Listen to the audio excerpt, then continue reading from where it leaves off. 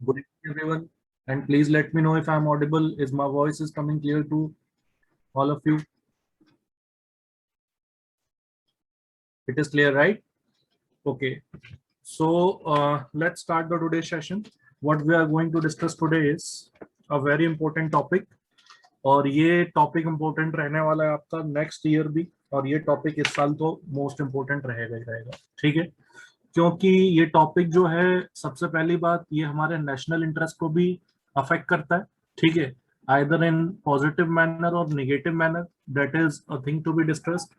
तो national interest को भी यहाँ पर ये आपका किसी न किसी मायने में अफेक्ट करता है, और इंटरनेशनल इंटरेस्ट को भी बहुत बड़े लेवल पर ये चीज अफेक्ट करने वाली है, जिस टॉपिक को हम लोग यहाँ पे डिस्कस करने वाले हैं।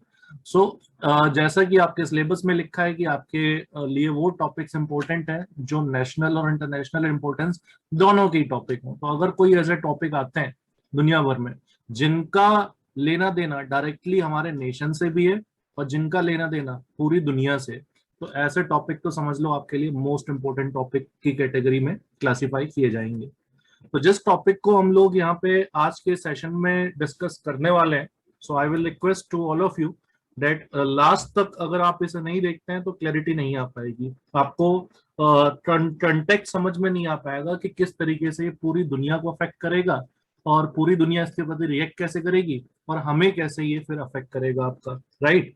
तो जो टॉपिक हम लोग डिस्कस करने वाले हैं आज की क्लास में, आप सभी लोग अपने कॉपी में हेडिंग डालेंगे ग्लोबल मिनिमम कॉर्पोरेट टैक्स, ठीक है। Again, it's a topic related to economics and it is a topic related to international affairs also, right? So global minimum corporate tax का जो ये टॉपिक है, यहाँ पर ये एक अंडररेटेड टॉपिक हो सकता है जिसके ऊपर आप लोग ज्यादा टेंशन ना दें। हो सकता है कि आपका फोकस इस पर ज्यादा ना रहे और एक आध दो लाइन इसके बारे में पढ़ करके आप निकल जाएं, जैसे कि आप केवल इसके बारे में इतना पढ़ के निकल जाएं कि G7 कंट्रीज ने 15% ग्लोबल मिनिमम टैक्स लगाने का अनाउंसमेंट करने वाली है या फिर करेगी। अभी तो किया नहीं है लेकिन मोस्ट प्रोबेबली कर ही देगी। इतना पढ़ लेना इनफ नहीं है, ये दिखाता है कि आपने टॉपिक को इनफ इंपॉर्टेंस ही नहीं दिया। इस टॉपिक में बहुत गहराई से जानने की जरूरत है, तब हमें समझ में आएगा कि इसका इम्पैक्ट क्या है। और मैं समझाऊंगा आज की क्लास में आपको इसी प्रपोजल के माध्यम से, इसी इनिशिएटिव के माध्यम से, कि अमेरिका की डिप्लोमेसी कैसी है, यूएसए की डिप्लोमेसी कितनी स्ट्रांग है और किस तरीके से पूरे ग्लोबल वर्ल्ड के लिए आज भी वो कैसे रूल बना रहा है और रूल एनफोर्स करने की भी कोशिश कर रहा है वो यहाँ पर मल्टीपल इंस्टीट्यूशंस के माध्यम से, प्लेटफॉर्म के माध्यम से। उन्हीं प्लेटफॉर्म में से G7 प्लेटफॉर्म एक मेन इंपोर्टेंट प्लेटफॉर्म है। तो है क्या ये, किस तरीके से यूएसए को फायदा पहुंचाता है, इंडिया के साथ क्या फायदा क्या नुकसान होगा, पूरी दुनिया का क्या फायदा क्या नुकसान होगा, कंपनीज का क्या फायदा क्या नुकसान होगा, इन सभी पर्सपेक्टिव से हम लोग डिस्कस करेंगे आज का टॉपिक अपना, जो कि है global minimum corporate tax. Most important, I will classify this topic as one of the most important topic of year 2021। 2021 के टॉप 10, अभी तो पता नहीं आने वाली न्यूज पता नहीं, लेकिन अभी तक जितनी भी न्यूज आई है उसमें से आप इसे मान के चल सकते हैं कि टॉप 5 और टॉप 10 न्यूज में से आपका ये एक होगा, आपका ग्लोबल मिनिमम कॉर्पोरेट टैक्स का टॉपिक, क्योंकि इसके अराउंड डिस्कशन अब पूरी दुनिया में चल रहा है, ठीक है। तो चलिए स्टार्ट करेंगे फिर हम लोग आज का session global minimum corporate tax, और इसी को समझेंगे कि क्या ऐसा है, क्यों इतना बज है इसके around. So let's start our topic for today, right. और ध्यान से सुनना और लास्ट तक सुनना, बीच में गए तो फिर वही, फिर मतलब नहीं है, फिर आधी अधूरी बात जानने का कोई मतलब निकलेगा नहीं, किसी कंक्लूजन पे पहुंच नहीं पाओगे फिर, राइट। तो सबसे पहले मैं तुम्हें एक आर्टिकल दिखा दूं, ठीक है, कब की न्यूज है ये और क्या है यहाँ पर, ठीक है। तो सबसे पहले यहाँ पे मैं तुम्हारे साथ एक न्यूज शेयर करता हूँ, ठीक है। यहाँ देखो, न्यूज जो है वो ज्यादा पुरानी नहीं है, न्यूज देखो कब की है। न्यूज है भाई, बात चली रही है, और आज कितनी तारीख है, आज 12 तारीख है शायद, है ना। तो ये न्यूज है 12 जून 2021 की, ठीक है। क्या कहा गया है इसमें, White House says G7 leaders will endorse proposed 15% global minimum corporate tax। White House says G7 leader will endorse proposed minimum 15% global minimum corporate tax. तो पहले तो तुम अपने हेडिंग में कॉपी के ये लाइन लिख डालो जरा सा जल्दी से कि G7 leaders will endorse proposed 15% global minimum corporate tax. ये अपना करंट अफेयर तुम ध्यान रखोगे। ऑल्दो G7 ने से अनाउंस नहीं किया है, लेकिन यहाँ पर अमेरिका इतना कॉन्फिडेंट है तो अनाउंस कर ही देगा। अगर किसी तरीके का चेंज आएगा तो मैं तुम्हें अपडेट कर दूंगा, लेकिन तुम इसको अभी अपनी कॉपी में डाल दो, ठीक है, कि G7 लीडर्स जो है वो 15% global minimum corporate tax announce करने वाले हैं। अब तुम पूछोगे G7 कंट्री कौन से होते हैं, तो G7 कंट्रीज तुम देख पा रहे हो यहाँ पर। G7 जो है वो एक इनफॉर्मल ग्रुप है 7 देशों का, जो वर्ल्ड के मोस्ट इंडस्ट्रियलाइज्ड नेशन है आपके, जहां पे इंडस्ट्री सबसे ज्यादा फ्लोरिश करती है, और वर्ल्ड के मोस्ट डेवलप्ड नेशन की कैटेगरी में भी आप इनको क्लासिफाई कर सकते हैं। तो उसी 7 देशों का ग्रुप कहलाता है G7 ग्रुप, ठीक है। तो यहाँ पर कौन कौन से कंट्रीज आते हैं इसमें, यूनाइटेड स्टेट्स, कनाडा, ठीक है, फ्रांस, जर्मनी, इटली, जापान और यूनाइटेड किंगडम, ठीक है। तो इसको हम लोग कहते हैं बेसिकली, इन कंट्रीज को हम लोग कहते हैं अपना G7 ग्रुप। यार तुम लोग एक तो लेट आते हो, कम से कम तुम लोग अभी 10 मिनट लेट हो, और 10 मिनट लेट आकर के फिर पूछते हो टॉपिक क्या लाइन से। टाइम से आ जाया करो तो सबसे पहले 5-6 मिनट तो मैं ये दिखाता हूँ कि टॉपिक क्या है। सो G7 country, US, Canada, France, Germany, Italy, Japan, United kingdom, ठीक है। The heads of which hold an annual summit with European union and other invitees. Together, the member countries represent 40% of global GDP and 10% of world's population. तो जिस global minimum corporate tax की मैं यहाँ पे बात कर रहा हूँ, ये जो मैं न्यूज आपके साथ डिस्कस करने की जो आज यहाँ पे कोशिश कर रहा हूँ, उसी में ये ग्लोबल मिनिमम कॉर्पोरेट टैक्स को कौन इंड्यूस करने वाली है? इस ग्लोबल मिनिमम कॉर्पोरेट टैक्स को यही G7 कंट्रीज इंड्यूस करने वाली है। तो G7 कंट्रीज की इंपोर्टेंस क्या है? तो इंपोर्टेंस तुम यहां से समझो, क्या है इनकी इंपोर्टेंस। दुनिया भर की जितनी भी जीडीपी है उसका 40% जीडीपी कौन शेयर करते हैं? G7 कंट्री शेयर करते हैं। और दुनिया का कितना परसेंट पॉपुलेशन है? 10%। और ये वर्ल्ड के मोस्ट डेवलप्ड ब्लॉक हैं आपके, और उन्हीं का ग्रुप कहलाता है अपना G7 ग्रुप। तो ये इनके द्वारा ही आपका बहुत ही जल्दी लाया जाएगा ग्लोबल मिनिमम कॉर्पोरेट टैक्स। आपका समझ में आया? अब इसका इम्पैक्ट क्या है, किस तरीके से ये दुनिया को अफेक्ट करेगा, क्या बातें होंगी, इसी को हमें यहाँ पर समझना है, इसी को हमें बेसिकली यहाँ पर देखना है। तो भाई इसी में हम लोग देखेंगे, देखो आर्टिकल में बहुत सारी बातें लिखी हैं, हमें मतलब नहीं है, एक यहाँ पर बस इसको पढ़ लो, बाकी सारी बातें मैं समझा ही दूंगा। America is rallying the world, क्या कह के लाया जा रहा है इसको, ठीक है, इसको कह के लाया जा रहा है कि America is rallying the world to make a big multinational corporations, MNC कंपनियां जिसको कहते हैं, जो जिनके ब्रांचेस जो हैं वो एक देश में नहीं कई सारे देशों में होते हैं। तो कह रहा है अमेरिका ये लाते हुए कि अमेरिका पूरी दुनिया के लिए ये कोशिश कर रहा है, पूरी दुनिया के लिए रैली कर रहा है कि जितने भी बड़े मल्टीनेशनल कंपनीज हैं वो एक फेयर शेयर टैक्स के रूप में पे करें जहां पे भी वो काम कर रहे हैं दुनिया भर में, ताकि हम लोग अपने मिडिल क्लास जो सेक्शन है अमेरिका में भी और बाकी के देश अपने देशों में भी, वो उनके लिए इन्वेस्ट कर पाए इस टैक्स के पैसे से। ये हमारा इंटेंशन है, ये हमारा इरादा है, इस वजह से हम लोग लाने जा रहे हैं ग्लोबल मिनिमम कॉर्पोरेट टैक्स। ये कहना है अमेरिका का। अभी नहीं समझ में आएगा तुम्हें कि इसका क्या रैशनैलिटी है, बस तुम्हें मैं न्यूज दिखा रहा हूं, ठीक है। सो यहाँ पर बात है कि इससे अफेक्ट कौन कौन सी कंपनियां होंगी, तो इससे अफेक्ट होंगे यहाँ पर जो बड़ी बड़ी टेक्नोलॉजीज कंपनियां हैं और बहुत सारी कंपनियां, शेल कंपनी जिसको कहते हैं, वो सब अफेक्ट होंगी। कोई मतलब नहीं इस न्यूज को पढ़ने का और कहीं से भी तुम्हें न्यूज को पढ़ने का। चलो स्टार्ट करते हैं हम लोग टॉपिक को और समझना चालू करते हैं भाई क्या है ग्लोबल मिनिमम कॉर्पोरेट टैक्स, पूरा डिटेल में देखते हैं और क्या इसकी रैशनैलिटी है, क्या रैशनैलिटी नहीं है, सब कुछ यहाँ पे डिटेल में देखते हैं। जो मैं बोलूँ लिखना है तो उसे लिख लेना, ठीक है, और जिसको मैं नहीं लिखने को बोलूँ उसे मत लिखना, ठीक है। तो अब यहाँ पर सबसे पहली बात होता क्या है, देखो बहुत सारी एमएनसी होती हैं। एमएनसी किसको कहते हैं? एमएनसी कहते हैं भाई अपने मल्टीनेशनल कॉर्पोरेशंस को। अब देखो नाम से ही क्लियर है क्या होता है मल्टीनेशनल कॉर्पोरेशंस। ऐसे कॉरपोरेट्स, ऐसे कॉरपोरेशंस जिनका एस्टेब्लिशमेंट केवल एक देशों में नहीं है, वो कई सारे देशों में उनके ब्रांच चल रहे हैं, कई सारे देशों में उनकी कंपनियां चल रही हैं। तो इस वजह से ऐसी कंपनी को क्या कहा जाता है? Multinational corporations. अब ये मल्टीनेशनल कॉरपोरेशंस करती क्या है? They try to shift their profits, they try to shift their profits from high tax jurisdiction, from high tax jurisdiction to tax haven countries। लिखो इस लाइन को जरा सा, high tax jurisdiction to tax haven countries, tax haven countries, ठीक है। सच as Mauritius, लिखो इस line को, इसको एक्सप्लेन करता हूं मैं फिर।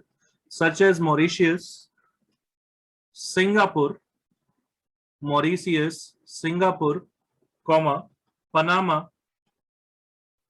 कॉमा बरमूडा, ठीक है, बरमूडा एक्सेट्रा। ऐसे बहुत सारे कंट्रीज हैं जिनको कहा जाता है टैक्स हेवन कंट्रीज, ठीक है। दिस लिखो, इट इज नोन एज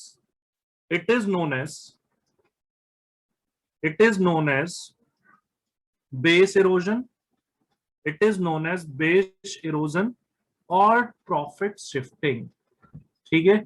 सबसे पहले हम यहाँ पे दो शब्द समझना जा रहे हैं, तब हमें रैशनैलिटी समझ में आएगी ग्लोबल मिनिमम कॉर्पोरेट टैक्स की। कौन से दो शब्दों को हम यहाँ पे समझने जा रहे हैं? बेस इरोजन एक पहला वर्ड है हमारा, और दूसरा वर्ड है हमारा प्रॉफिट शिफ्टिंग। क्या होता है ये?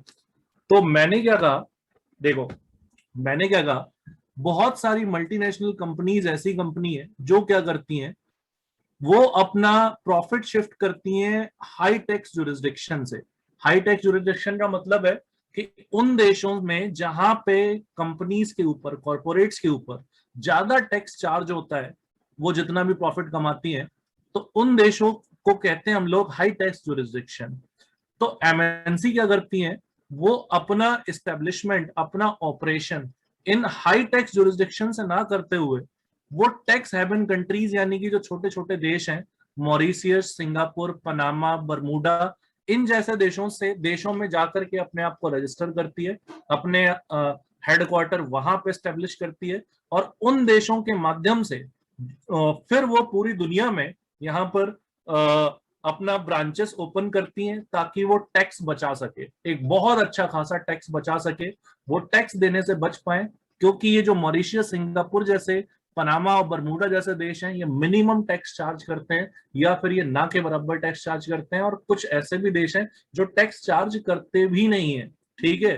सो ऐसे में जब बड़ी बड़ी कंपनियां उन देशों से निकल करके इन देशों में पहुंचती हैं जहां पे टैक्स नहीं है, और वहां के थ्रू इन्वेस्ट करती हैं पूरी दुनिया में टैक्स बचाने के लिए, लीगल तरीके से और इलीगल तरीके से, दोनों तरीके से हो सकता है ये, ठीक है। वैसे मोस्टली लीगल तरीके से ही हम बात करेंगे यहाँ पे। तो जब ये प्रैक्टिस अपनाई जाती है, तब हम कहते हैं कि इस माध्यम से कंपनी अपने प्रॉफिट को शिफ्ट कर रही है, अपने आप को शिफ्ट करके प्रॉफिट को भी शिफ्ट कर रही है अपने। क्योंकि भाई अगर वो बड़े हायर उस देश में ऑपरेट कर, हेडक्वार्टर होता है जहां पे वो हाई टैक्स जुरिस्डिक्शन की क्राइटेरिया में आती है, जैसे जर्मनी, यूके, जहां पे टैक्स ज्यादा लगते हैं, उन देशों से ऑपरेट करती है, तो उसको टैक्स ज्यादा देना पड़ता, तो मतलब प्रॉफिट कम होता। तो प्रॉफिट कम होता तो इसलिए वो तो शिफ्ट कर जाती है। तो जब वो शिफ्ट कर जाती है मॉरिशियस, सिंगापुर जैसे देशों में, तो टैक्स कम लगता है इन पे, तो इनका मतलब प्रॉफिट बढ़ता है। तो जब ये शिफ्ट कर रही है तो इनका प्रॉफिट भी शिफ्ट हो रहा है, तो इस वजह से हमने कहा इसको प्रॉफिट शिफ्टिंग, और इसी प्रोसेस को हम लोग बेस इरोजन भी कहते हैं, ठीक है।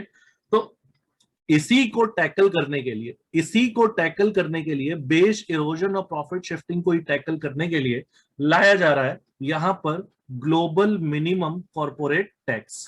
अभी बस इतना हमें इंट्रोडक्शन दिया मैंने, इतना इंट्रोडक्शन समझ में आया कि तुम्हें ये दो बातें समझ में आई कि बेस इरोजन क्या होता है और प्रॉफिट शिफ्टिंग क्या होती है। इसका थोड़ा सा आइडिया लगा हमें यहाँ पे सभी को? Everyone reply fast in comment section. ये दो वर्ड की क्लैरिटी आई हमारे पास? क्वेश्चन मत पूछो, डाउट मत पूछो, एक ही लाइन पढ़ी है अभी हमने, बस अभी आगे चल रहे हैं तो सब क्लियर हो जाएगा, ठीक है। हाँ, दोनों सेम ही है, बस इतना वर्ड का मतलब हमें समझना है यहाँ पर कि बेस इरोजन और प्रॉफिट शिफ्टिंग क्या होती है। अब समझो जरा सा, अभी बस मैंने ये 2 वर्ड समझाया, अभी डाउट्स आपके रहेंगे नहीं, बस मुझे थोड़ा सा टाइम दीजिए। अब मैं तुमको समझाता हूं कि ऐसा करती क्यों है कंट्री, है ना, ये अपना करती क्यों है और किस तरीके से काम करती है। देखो, एक एग्रीमेंट साइन की जाती है बहुत सारे देशों के बीच में, म्यूचुअली 2 देशों के बीच में जनरली ये साइन की जाती है। इस एग्रीमेंट को हम लोग कहते हैं डबल टैक्स अवॉइडेंस एग्रीमेंट। बहुत ध्यान से सुनना, ठीक है, डबल टैक्स अवॉइडेंस एग्रीमेंट कहते हैं। ये डबल टैक्स अवॉइडेंस एग्रीमेंट क्या होता है, तो यहां पर सबसे पहली बात, ये म्यूचुअली साइन होता है, और म्यूचुअली जो साइन होता है ये तो 2 कंट्रीज के बीच में साइन होता है, ठीक है, 2 नेशंस के बीच में ये इस तरीके के एग्रीमेंट साइन होते हैं। देखो अभी होता क्या है, समझो जरा सा, कंडीशन समझो, इसकी जरूरत क्या है। मान लो इंडिया की कोई एक कंपनी है, इंडिया की कोई एक कंपनी है, मान लो मैं उस कंपनी का नाम ले लेता हूं टीसीएस, ठीक है, टाटा कंसल्टेंसी सर्विसेज। अब ये टाटा कंसल्टेंसी सर्विसेज का मेन हेडक्वार्टर कहां पे है, अपने बेंगलोर में, राइट, बेंगलोर में मेन हेडक्वार्टर है, और अपना मेन ब्रांच भी इसका इंडिया में है। पर ऐसा तो नहीं है कि टीसीएस केवल इंडिया में है, ये बाकी जगह पे भी है, दुनिया के बाकी देशों में भी है। इसके जो ब्रांचेस हैं, इसके ब्रांचेस भाई और देशों में भी है, जैसे मैं मान लेता हूं यूनाइटेड स्टेट्स में भी इसका ब्रांच है, राइट। तो अब समझो जरा सा, अब यहां पर टीसीएस जितना भी कमा रही है, टीसीएस जितना भी कमा रही है, यहां पे भी टीसीएस है, यूएस में भी टीसीएस है, इंडिया में भी टीसीएस है। तो अब टीसीएस के ऊपर जब तक ये एग्रीमेंट नहीं था, उससे पहले कैसे टैक्स लिया जाता था टीसीएस से, तो इससे पहले टैक्स ऐसे लिया जाता था कि टीसीएस की जितनी भी इंडिया में इनकम है, इंडिया में अपना प्रोडक्ट बेच करके वो जितना भी पैसा कमा रही है, तो टीसीएस को इंडिया में रहकर के जितना भी फायदा हो रहा है, जितनी भी इनकम हो रही है टीसीएस की इंडिया में रहकर के, वो इनकम प्लस टीसीएस पूरी दुनिया में जितने भी ब्रांचेस हैं, उसके पूरी दुनिया में जितने भी ब्रांचेस हैं, यानी कि इनकम फ्रॉम ग्लोबल ब्रांचेस, ठीक है, उससे आने वाले पैसे को कंसीडर करेंगे हम लोग, ठीक है। टीसीएस भारत में जितना कमा रही है और टीसीएस की जितने भी दुनिया भर में ब्रांच है, उससे जितना पैसा वो कमा रही है, इस दोनों इनकम को ऐड किया जाएगा, इस दोनों इनकम को ऐड किया जाएगा, और जितना भी इनकम निकल के आएगा उस पर भारत सरकार ने जितना भी टैक्स परसेंटेज डिसाइड किया है, वो टैक्स परसेंटेज लग जाएगा। यहां पर इनके ऊपर टैक्स अप्लाई हो जाएगा, यानी कि 20% लगा है तो मान लो 20% टैक्स लग जाएगा, कुछ ट्रिलियन डॉलर्स पे, बिलियन डॉलर्स पे, और ये पैसा भारत सरकार ले लेगी फिर टैक्स के रूप में, ये पैसा ले लेगी भारत सरकार टैक्स के रूप में। यानी कि भारत सरकार ने कौन से पैसे पे टैक्स लगाया, टीसीएस की जितनी भी इनकम इंडिया में हो रही है और टीसीएस की जितनी भी इनकम पूरे दुनिया के अलग अलग ब्रांचेस से हो रही है, उस कमाई को जो टीसीएस के पास पहुंच रही है, उस टोटल कमाई पे कुछ परसेंटेज टैक्स भारत सरकार ने लगाया, और इस तरीके से भारत सरकार को एक आमदनी हुई। तो पहले तरह का टैक्स जो है वो टीसीएस को कुछ इस प्रकार का देना पड़ा, first type of tax TCS को कुछ इस प्रकार का देना पड़ा।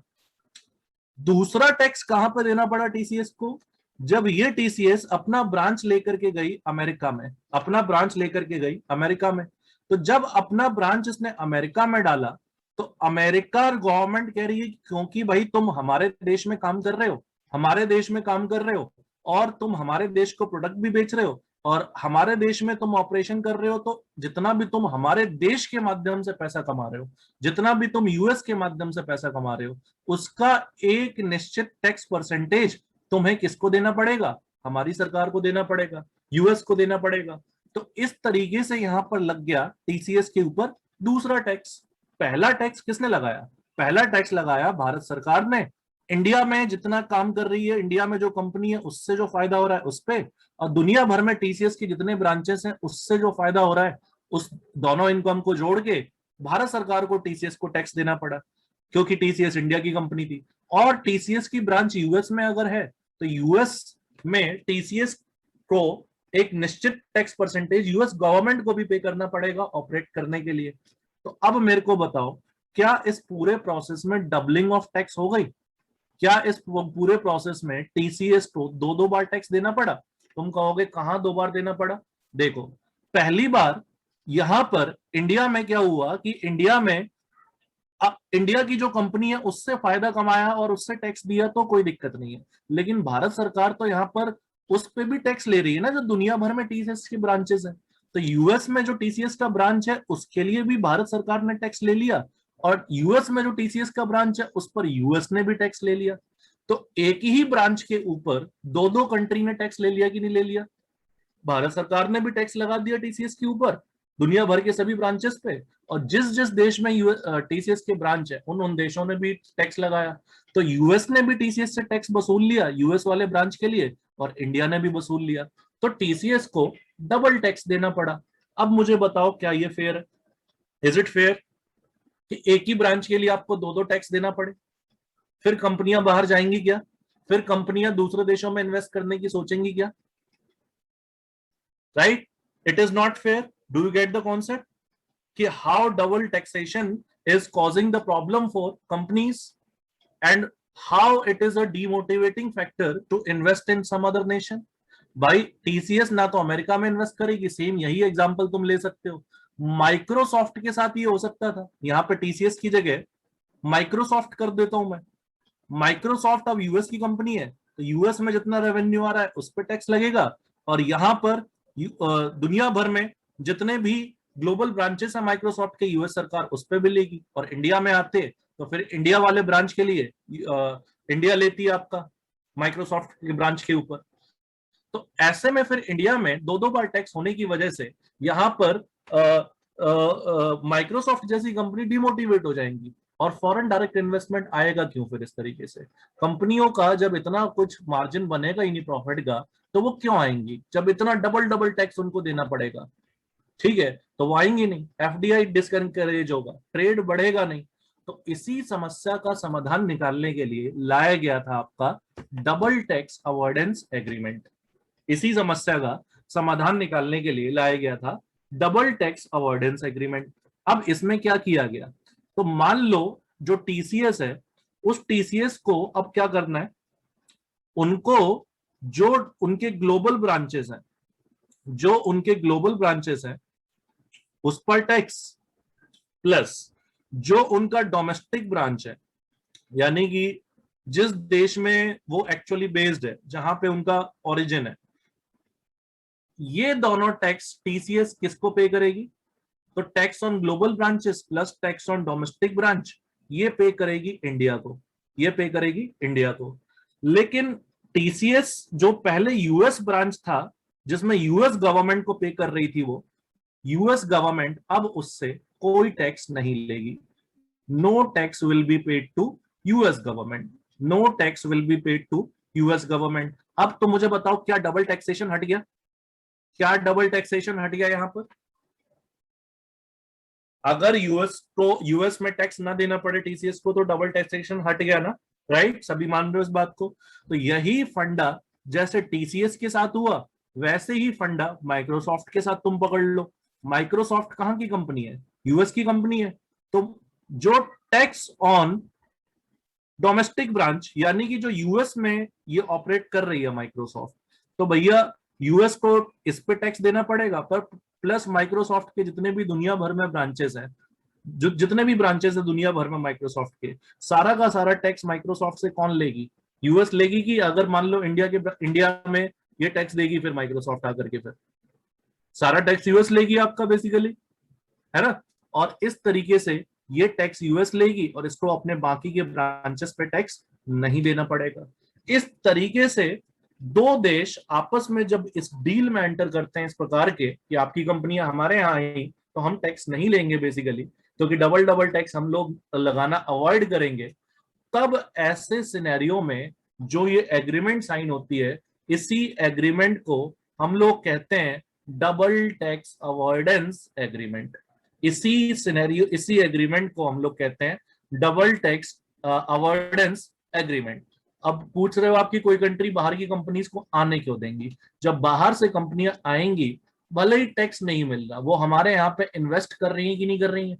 इन्वेस्ट करने के, मान लो कंपनी आई कोई मैन्युफैक्चरिंग, उन्होंने भाई सीमेंट खरीदा, ईंटें खरीदी, एक बड़ा सा सेटअप किया, उसमें कंपनी लगाई, मजदूरों को एम्प्लॉयमेंट दी हमारे यहाँ पे, और हमारे यहाँ पे आकर के जब इस तरीके से कंपनियां काम करेंगी तो इकोनॉमिक ग्रोथ होगा कि नहीं होगा, और ऑटोमेटिकली टैक्स जनरेट होगा भारत सरकार के लिए। जब एम्प्लॉयमेंट की कमाई होगी इन कंपनीज के माध्यम से, तो वो एम्प्लॉयज तो पे करेंगे ना टैक्स भारत सरकार को।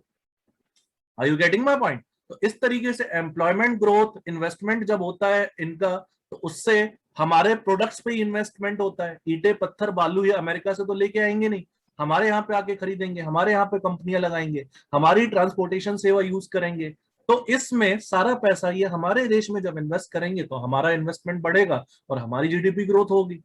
तो इस तरीके से फॉरेन डायरेक्ट इन्वेस्टमेंट को एंकरेज करने के लिए इस तरीके का डबल टैक्स अवॉइडेंस एग्रीमेंट जो है उसको इंट्रोड्यूस बेसिकली किया गया था।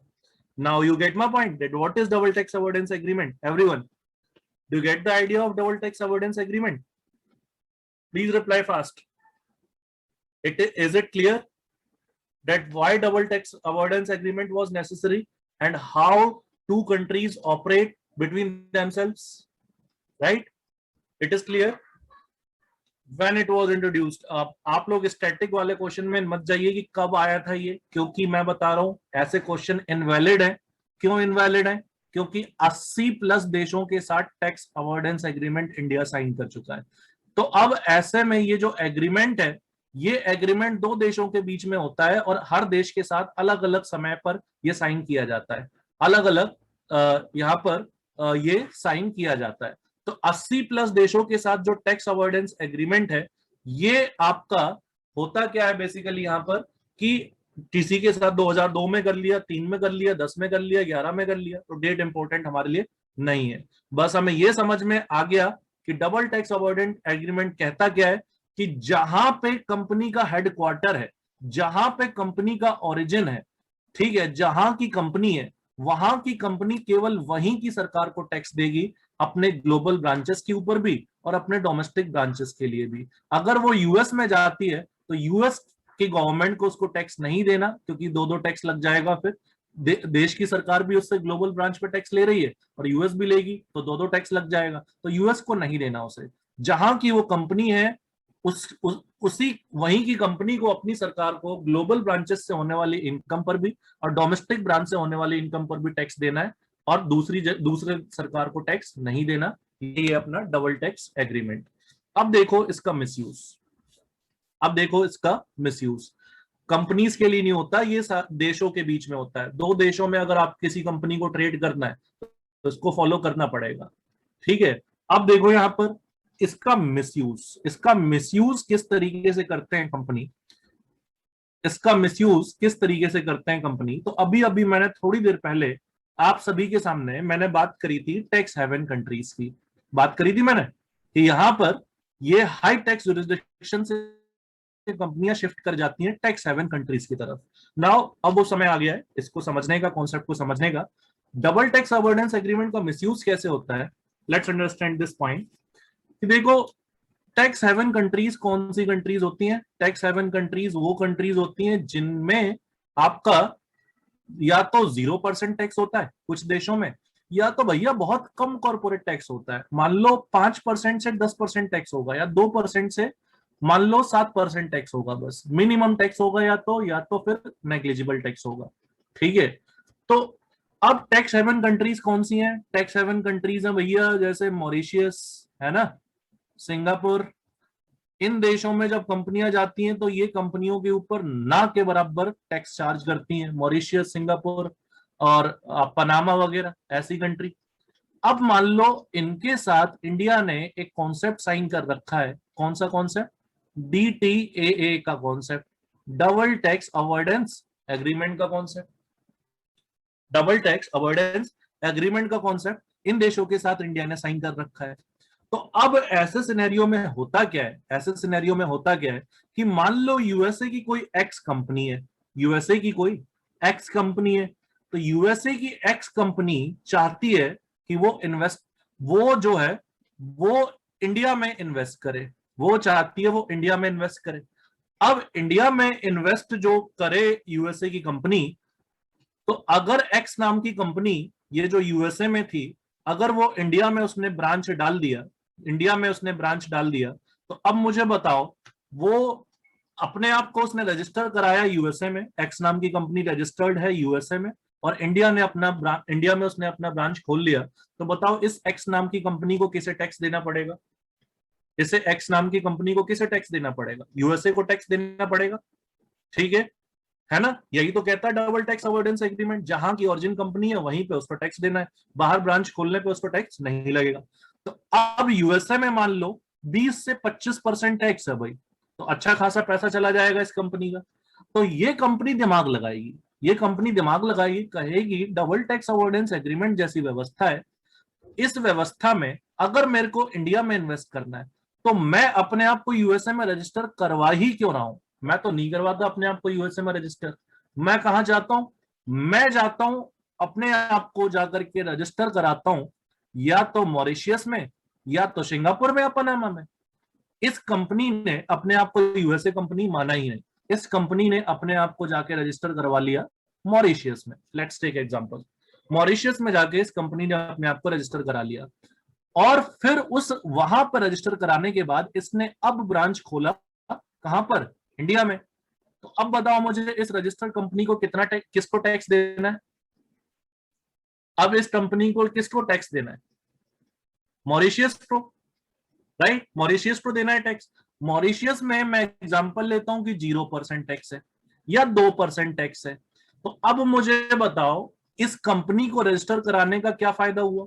क्या इसको मॉरिशियस को कितना % टैक्स देना पड़ा? ना के बराबर। इंडिया में कोई इससे टैक्स चार्ज हुआ? इंडिया में कोई इससे टैक्स चार्ज हुआ? नहीं हुआ। और इस कंपनी का प्रॉफिट क्या हो गया? एकदम से इस कंपनी का प्रॉफिट क्या हो गया भाई? भयंकर तरीके से बढ़ गया।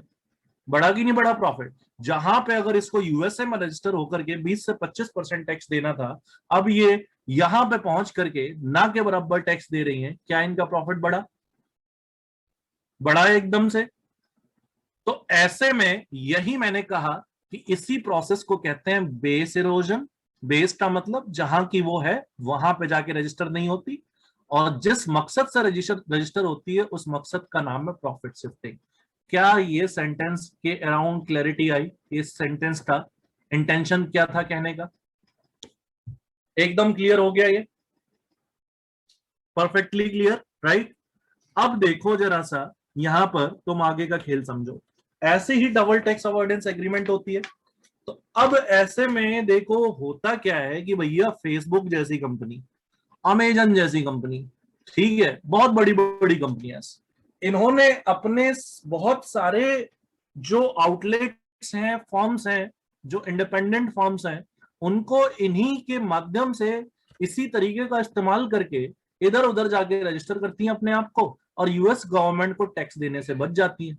यूएस गवर्नमेंट को टैक्स देने से बच जाती हैं। और ऑब्वियसली इंडिया जैसे देशों में ट्रेड करने के लिए, चाइना जैसे देशों में ट्रेड करने के लिए यहां पे जाकर के कंपनियां खोलती हैं, और इनको एक्चुअली इन्वेस्ट करना था इंडिया में, तो यूएस के रास्ते ना इन्वेस्ट करके इस रास्ते इन्वेस्ट करती है, ताकि यूएस को भी टैक्स ना देना पड़े, इंडिया को भी ना देना पड़े, काम भी हो जाए, पैसा भी ज्यादा बढ़ जाए। अब ऐसे में क्या होता है कि इस चक्कर में बहुत सारी शेल कंपनियां खुल गई हैं। इन्हीं को कहते हैं हम लोग, अमेजन फेसबुक तो एक्चुअली में एग्जिस्ट करती भी हैं, लेकिन बहुत सारी हैं जिन कंपनीज को कहते हैं हम लोग शेल कंपनीज। अब देखो शेल कंपनीज क्या होता है, इसी को आप लोग कॉन्सेप्ट के माध्यम से समझ सकते हैं। यही एक और कॉन्सेप्ट है आपका, इसको कहते हैं treaty shopping concept. Treaty shopping concept, not at all important, ठीक है, ये इतनी बड़ी बड़ी बातें आपके एग्जाम में नहीं आएंगी। सो ट्रीटी शॉपिंग कॉन्सेप्ट क्या है, बस ये मैं अंडरस्टैंडिंग एनहेंस करने के लिए बातें बता रहा हूं मैं। सो ट्रीटी शॉपिंग कॉन्सेप्ट क्या है, देखो होता क्या है कि मान लो तुम इन्वेस्टर हो, तुम इन्वेस्टर हो, और तुम इन्वेस्टर हो भैया जर्मनी में रहने वाले, ठीक है, या यूके में रहने वाले, या यूएसए में रहने वाले। मतलब उन देशों का एग्जांपल लिया मैंने जिन देशों में भैया कॉर्पोरेट टैक्स जो है वो बहुत हाई है, अच्छा खासा कॉर्पोरेट टैक्स लगा के रखते हैं, 35% के आसपास कॉर्पोरेट टैक्स चला जाता है इन देशों में, है ना? तो अब तुम एक इन्वेस्टर हो, इस देश के रहने वाले, तुम्हें लगा कि यार मेरे को ट्रेड करना है, मेरे को व्यापार करना है और मेरे को इन्वेस्ट करना है कहां पे, मेरे को इन्वेस्ट करना है इंडिया में, तुम्हें इन्वेस्ट करना है इंडिया में। अब तुम्हें इंडिया में इन्वेस्ट करना है तो तुम्हारे पास दो रास्ते हैं, तुम्हारे पास दो रास्ते हैं। या तो तुम अपने आप को यहीं पर रजिस्टर करा लो, अगर तुम यहां पर रजिस्टर कराते हो तो भैया तुम्हें कॉर्पोरेट टैक्स देना पड़ेगा इनको। और या तुम्हारे पास रास्ता है कि तुम इंडिया में रजिस्टर करा लो खुद को। अगर तुमने इंडिया में रजिस्टर कराया खुद को तो भैया तुम्हें भारत सरकार को टैक्स देना पड़ेगा सीधा। लेकिन यहीं पे बात आता है तीसरा रास्ता, तुम दिमाग लगाओगे, तुम कहोगे यार कि मैं यहां पे भी टैक्स मेरे से ज्यादा लिया जा रहा है, यहां पे भी टैक्स ज्यादा है, तो मैं देखता हूं कि इंडिया में मेरे को अगर ट्रेड करना है तो इंडिया ने किन किन कंट्रीज के साथ double tax avoidance agreement sign कर रखा है। मैं इस चीज को देखता हूं, मुझे देखने पे पता लगा कि भैया सिंगापुर के साथ इंडिया ने double tax avoidance agreement sign कर रखा है। और सिंगापुर एक टैक्स हेवन कंट्री भी है, यहां पे टैक्स है कॉर्पोरेट के ऊपर 2%। तुमने दिमाग लगाया, तुमने ना तो अपनी कंपनी को यहां पर रजिस्टर कराया, ना तुमने कंपनी को यहां पर रजिस्टर कराया, तुम चले गए सिंगापुर और वहां पे जाकर के तुमने पेपर पे कंपनी को रजिस्टर करा लिया।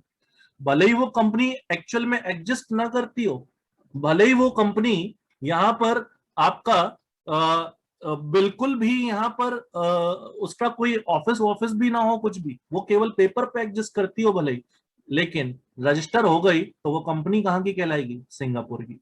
सिंगापुर में मैंने केवल रजिस्ट्रेशन में पैसे खर्चे जो कि ना के बराबर है, ठीक है। और उसके बाद मैं इंडिया गया, मैंने कहा कि मेरे को आपके यहाँ पे भी ब्रांच डालनी है, मेरे को आपके यहाँ पे भी ब्रांच डालनी है, मैं सिंगापुर बेस्ड कंपनी हूँ। इंडिया ने कहा कि भैया सिंगापुर के साथ तो हमारा डबल टैक्स अवॉइडेंस एग्रीमेंट है, आप डाल लो कंपनी, आपसे हम कोई टैक्स नहीं लेंगे, आपसे हम लोग यहाँ पर कोई टैक्स नहीं लेंगे। इस तरीके से इस व्यक्ति ने, इस चतुर चालाक व्यक्ति ने पूरा का पूरा कॉर्पोरेट टैक्स बचा लिया, जो या तो कायदे से इसको देना चाहिए था इसे, या कायदे से इसको देना चाहिए था। लेकिन बहुत सारे टैक्स हेवन कंट्रीज हैं जिसमें जाकर के ये जब अपनी कंपनी खोलता है फर्जी तरीके से और फिर आके इन्वेस्ट करता है, तो इन्हीं कंपनीज को कहते हैं शेल कंपनीज। और जो ये तरीका अपनाया उसी तरीके को कहते हैं हम लोग ट्रीटी शॉपिंग कॉन्सेप्ट।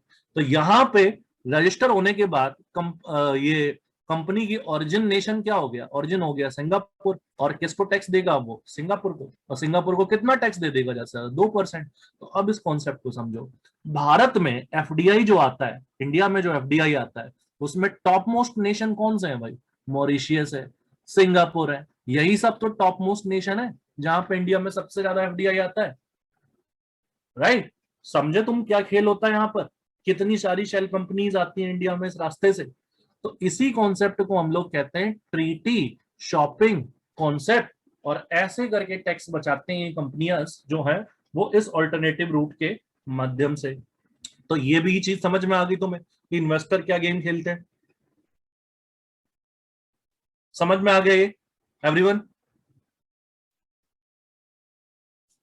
गलत सही कुछ नहीं होता, लीगल है ये, लूप होल है, उसी लूप होल को एक्सप्लॉइट करते हैं।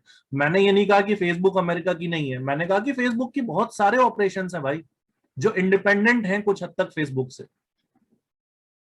ठीक है। उनका बोर्ड ऑफ मेंबर्स अलग है, सब कुछ अलग है, तो वो बहुत डाइवर्ट तरीके से अपने आप को इधर से उधर ले जाकर के काम करते हैं, ठीक है। तो अब यहां पर नेक्स्ट, अब एक और कॉन्सेप्ट समझो। डबल टैक्स अवॉइडेंस एग्रीमेंट समझ में आ गई तुम्हें, तुम्हें ट्रीटी शॉपिंग कॉन्सेप्ट का कॉन्सेप्ट समझ में आ गया। एक और लूप होल बता दूं मैं जिसका ये कंपनी इस्तेमाल करते हैं, ये इस लूप होल का नाम है round tripping concept. Round tripping concept कुछ ज्यादा नहीं है, बस ये बस समझते चलो, आपको चीजें क्लियर होती चली जाएंगी, बस नाम खतरनाक से इनके। देखो क्या हो रहा है, एक तरफ है इंडिया और एक तरफ है पनामा। एक तरफ है इंडिया और एक तरफ है पनामा। इंडिया में चल रही है मान लो अपनी दादागिरी, अपन एक्सटॉर्शन बहुत फिरौती उरौती मांग रहे हैं, किडनैपिंग विडनैपिंग अपनी दबा के चल रही है इंडिया में, ठीक है, मतलब अपना नाम चलता है, ठीक है। तो अपनी यहाँ पे गुंडागर्दी जो है वो बेसिकली हाइट पे चल रही है इस एक्सटॉर्शन के माध्यम से। धमका करके, डरा करके, लूट करके, बैंक लूट करके अपन ने बहुत सारा पैसा इकट्ठा कर लिया है, मनी इकट्ठा कर लिया है। क्या इस मनी को मैं ब्लैक मनी कह सकता हूँ? इस मनी को मैं ब्लैक मनी कहूँ कि मेहनत से कमाई गई पैसा, मेहनत से कमाई गई पैसा कहूँ मैं? मेहनत से कमाए गए पैसे की क्या डेफिनेशन है कि अगर 5 लाख रुपए से ऊपर कमा रहे हो, अगर उस पर टैक्स दे रहे हो, तो वो मेहनत से कमाया हुआ पैसा है। अदरवाइज वो किस कैटेगरी में चला जाता है? Black money. तो अब भैया ये तो है नहीं कि ये जाएंगे बैंक में, ये बैंक लूट करके या किडनैपिंग करके जाएंगे भारत सरकार के पास कि सर साहब ये मैंने मेहनत करी थी, आप ये टैक्स ले लो हमसे। टैक्स पे करने तो जाएंगे नहीं है, तो ये पैसा हो गया ब्लैक मनी। अब भैया इनका प्लान बना, इन्होंने इतने पैसे कमा लिए, इतने पैसे कमा लिए एक्सटॉर्शन के माध्यम से, सबके माध्यम से। इन्होंने कहा कि यूनिवर्सिटीज खोलना एक बहुत प्रॉफिटेबल बिजनेस है आज के टाइम पर, तो मेरे को यूनिवर्सिटी खोलनी है। यूनिवर्सिटी, या मेरे को कोई कंपनी खोलनी है, या मेरे को कोई हॉस्पिटल खोलना है, कुछ भी खोलना हो सकता है इनको, ठीक है, फर्क नहीं पड़ता। इनको मतलब अपना पैसा इन्वेस्ट करना है। अगर ये पैसा इन्होंने ये खोलने में, यहाँ पे इंडिया में यूनिवर्सिटी में पैसा लगाया, कंपनी में पैसा लगाया, या हॉस्पिटल में पैसा लगाया, तुरंत इनकम टैक्स का रेट पड़ जाएगा इनके ऊपर कि भैया तुम्हारे पास पैसा आया कहां से इतना, यूनिवर्सिटी बनाने के लिए, कंपनी खोल लिया, हॉस्पिटल डालने के लिए, इतना पैसा आया कहां तुम्हारे पास? ब्लैक मनी डायरेक्टली तो ऐसा यूज नहीं कर सकते इंडिया में, क्योंकि अगर करेंगे तो पकड़े जाएंगे, जाहिर सी बात है। अब देखो क्या चलता है यहाँ पे। इन्होंने क्या किया, इस ब्लैक मनी को लेकर के गए पनामा, इस ब्लैक मनी को लेकर के गए पनामा, और पनामा के किसी बैंक में डलवा दिया, जिस बैंक को कोई मतलब नहीं है पैसा कहां से आया कहां से नहीं आया, उसको बस पैसे से मतलब है। फॉर एग्जाम्पल, बहुत सारा ब्लैक मनी कहां पे जमा होता है इंडियंस का? स्विस बैंक में। सेम इसी तरीके से दुनिया भर में कई सारे बैंक हो सकते हैं जहां पे जाकर के पैसा जमा किया जा सकता है ब्लैक मनी। पनामा में इन्होंने पैसा जमा करा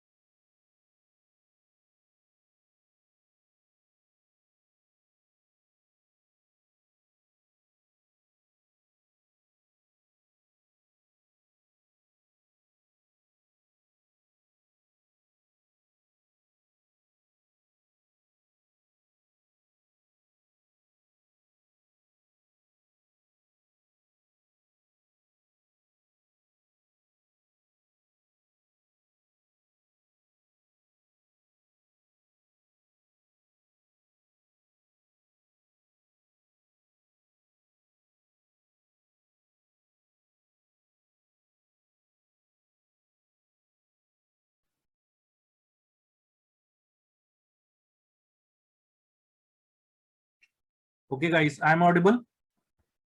Sorry, there was a disruption. Am I audible now? Right? चलो फिर तो कंटिन्यू करें हम लोग फिर जहां पे थे अभी तक। ये अंडरस्टैंडिंग डेवलप हो रही है ना टॉपिक के रहा। डबल टैक्स अवॉइडेंस एग्रीमेंट समझ में आ गया हमें, और फिर हमें समझ में आ गया कि भाई ये ट्रीटी शॉपिंग का क्या कॉन्सेप्ट होता है। और अब हम डिस्कस कर रहे थे अपना राउंड ट्रिपिंग का कॉन्सेप्ट, है ना। तो राउंड ट्रिपिंग के कॉन्सेप्ट में हम लोगों ने अभी तक डिस्कस किया था कि अपने पास कोई ब्लैक मनी है ना। अब वो ब्लैक मनी कभी काफी सारे सोर्स से आ सकता है। तो हमने क्या किया, इस इंडिया में इस ब्लैक मनी का हम डायरेक्ट यूज नहीं कर सकते, है ना। क्योंकि अगर हम इसका डायरेक्ट यूज करेंगे तो हम पकड़े जाएंगे, इनकम टैक्स ऑफिसर्स का छापा पड़ जाएगा हमारे ऊपर। तो हम इसको डायरेक्ट यूज नहीं कर सकते। इस ब्लैक मनी को हमने पनामा के किसी बैंक में या स्विट्जरलैंड के किसी बैंक में जाकर के जमा कर दिया। और जमा करने के बाद हमने या तो जमा किया भी नहीं, तो हमने वहां पे क्या किया भाई, वहां पे हमने कोई कंपनी रजिस्टर करा ली, कोई कंपनी रजिस्टर करा ली। अब कंपनी रजिस्टर कराने के बाद फर्जी पेपर पे, ऐसा एक्चुअली हमने बिल्डिंग विल्डिंग नहीं बनाई, ऑफिस ऑफिस नहीं खोला, केवल हमने फर्जी रजिस्टर करा ली। अब जो फर्जी कंपनी रजिस्टर करा ली हमने, उसके बाद हमने क्या सोचा कि यहां पर अब चलते हैं इंडिया। अब जो ये यूनिवर्सिटी खोलेगी, ये यूनिवर्सिटी कहलाएगी एक तो अपनी फॉरेन यूनिवर्सिटी भी, ठीक है, या जो अस्पताल खुलेगा, इस अस्पताल का ओनर भी इंडिया का होगा नहीं, बाहर का होगा। और दूसरी बात, अगर कंपनी भी हम खोल रहे हैं इसमें, तो भैया अब इस कंपनी पे भारत सरकार ना तो हमसे टैक्स ले पाएगी, और हमारा पैसा भी क्या हो गया, हमारा पैसा भी क्या हो गया, वाइट हो गया, ब्लैक मनी वाइट हो गया। अब हम जितना चाहे इंडिया में इन्वेस्ट कर सकते हैं, वही पैसा जो हमने इंडिया से कमाया है, और इसको हम पनामा के रास्ते घुमा के लेकर के इंडिया में आ गए। तो कौन सी ट्रिपिंग हो गई, राउंड ट्रिपिंग। इसी को कहते हैं हम लोग राउंड ट्रिपिंग। तो इस तरीके से ब्लैक मनी को व्हाइट करने का ये जरिया बन चुका है एक तरीके से, बहुत हद तक इस तरीके के double tax avoidance agreement. Do you gate my point.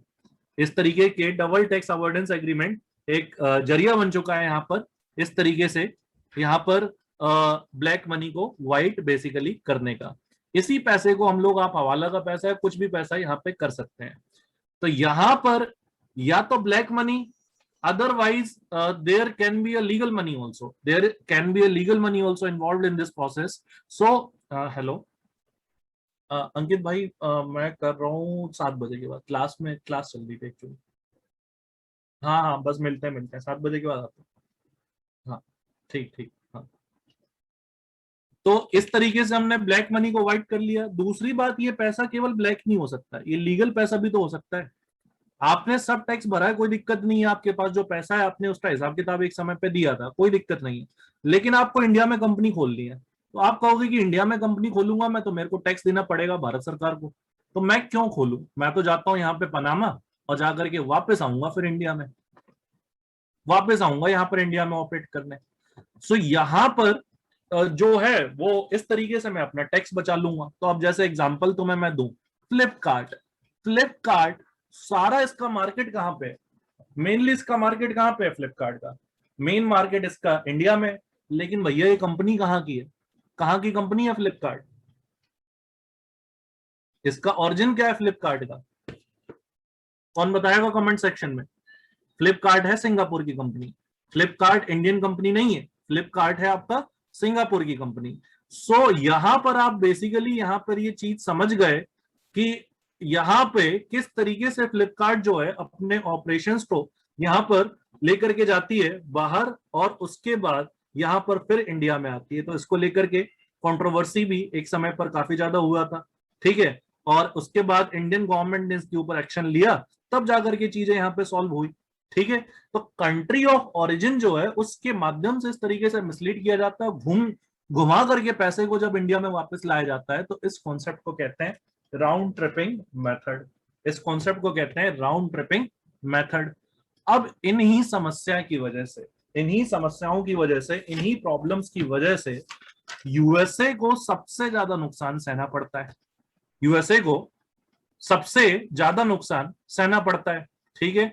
यानी अभी डिटेल में जाके देखोगे कंट्री ऑफ ओरिजिन का इश्यू फ्लिपकार्ट का, तब समझ में आएगा, है ना। ऐसे अपन सर्च फिल्टर नहीं करते, कि अपन ने गूगल में पहली लाइन डाली, जो पहला सर्च रिजल्ट आया वही सही चीज हो गई। ऐसा नहीं होता ना। ठीक है, तो अभी जाओगे तो कंट्री ऑफ ओरिजिन का कंट्रोवर्सी समझ में आएगा। राउंड ट्रिपिंग का मेथड है यहाँ पर कि राउंड ट्रिपिंग में हम लोग पैसा घुमा करके लाते हैं। पैसा जो जैसे ब्लैक मनी है हमारे पास, तो इसको इन्वेस्ट हम कर नहीं सकते, तो इसको इन्वेस्ट नहीं कर सकते तो हम क्या करते हैं, हम लोग इस पैसे को घुमा करके लाते हैं। जाते हैं हम सिंगापुर, वहां के बैंकों में जमा कराते हैं, और उसके बाद यहाँ पर फिर इंडिया में इन्वेस्ट करने आते हैं। तो भारत सरकार हमसे टैक्स ले नहीं सकती डबल टैक्स अवॉइडेंस एग्रीमेंट के तहत, है कि नहीं है। और कंपनी भी हम इंडिया में रह के नहीं खोलते, उन देशों में जाके पेपर पे कंपनी खोलते हैं, फिर इंडिया में इन्वेस्ट करने आते हैं, तो हमारा टैक्स बच जाता है इस तरीके से। तो पैसे को घुमा करके हम दूसरी देश से फिर वापस इंडिया लाए, जहां पे हम थे वहीं पे पैसा फिर से आया है लेकिन घूम करके, तो इसी को कहते हैं राउंड ट्रिपिंग। आप कहोगे कि पनामा बैंक या फिर दूसरे देश इन्वेस्टिगेट नहीं करते क्या ब्लैक मनी को? मैं कहूंगा कि भाई ब्लैक मनी को वो उनको क्या पड़ी है, उनके बैंकों में पैसा पहुंच रहा है, उनके बैंकों में पैसा पहुंच रहा है, और बैंकों में पैसा पहुंचने के साथ साथ उनकी कंट्री में ये पैसा खर्च होगा अच्छा खासा, कुछ ना कुछ तो खर्च करना ही पड़ेगा इनको। और अदरवाइज उनके पॉलिटिशियंस को ब्राइब करना पड़ेगा, उनकी पॉलिटिकल पार्टी को फंडिंग मिलती है ऐसे पैसों से, और वो उनका तो फायदा है, तो वो क्यों अपने रूल्स एंड रेगुलेशंस को टर्क करेंगे basically? Why they would weaken it down? उनका तो फायदा है ना, उनका तो किसी तरीके से नुकसान नहीं है। सो इसलिए ये चीज अभी बनी हुई है, इसलिए ये चीज यहां पर बनी हुई है। अब यहां पर बेसिकली यही इश्यू है, इसी इश्यू की वजह से यूएस फॉर्ब्स मैगजीन की एक रिपोर्ट आई थी, यहां पर मैं बताता हूं आपको। तो जो ये फॉर्ब्स मैगजीन की रिपोर्ट आई थी, इस रिपोर्ट के हिसाब से, if let me give you idea, हाँ, फॉर्ब्स के हिसाब से दुनिया की जितनी भी 2000 एमएनसी हैं, 2000 बड़ी मल्टीनेशनल कंपनीज जितनी भी हैं दुनिया की सबसे बड़ी, इस 2000 मल्टीनेशनल कंपनीज में से 30% कंपनीज यूएसए की हैं ऐसी, जिन्होंने रजिस्टर करवा रखा है अपने आप को किसी ना किसी और कंट्रीज में। तो भैया सबसे ज्यादा टैक्स का नुकसान इसमें किसको हो रहा है? कौन सी कंट्री को सबसे ज्यादा सफर करना पड़ रहा है इसमें? यूएसए को। क्योंकि 2000 एमएनसीज में से 30% एमएनसीज यूएसए की ऐसी हैं जो यूएस में रजिस्टर्ड ना होकर के किसी दूसरे देशों में जाकर के रजिस्टर्ड हो रखी हैं और अपना टैक्स बचा रही हैं। यूएस सरकार को जो टैक्स मिलना चाहिए था वो उनको टैक्स मिल नहीं पा रहा है। तो अब ऐसे में ग्लोबल मिनिमम कॉर्पोरेट टैक्स का कॉन्सेप्ट कौन सी कंट्री लेके आएगी सबसे पहले? कौन सी कंट्री लेके आएगी सबसे पहले? यूएसए। अब यहां से चालू होता है हमारा टॉपिक। तो करंट अफेयर कुछ नहीं होता है, यही मैं समझाता हूं कि करंट अफेयर कुछ नहीं होता है।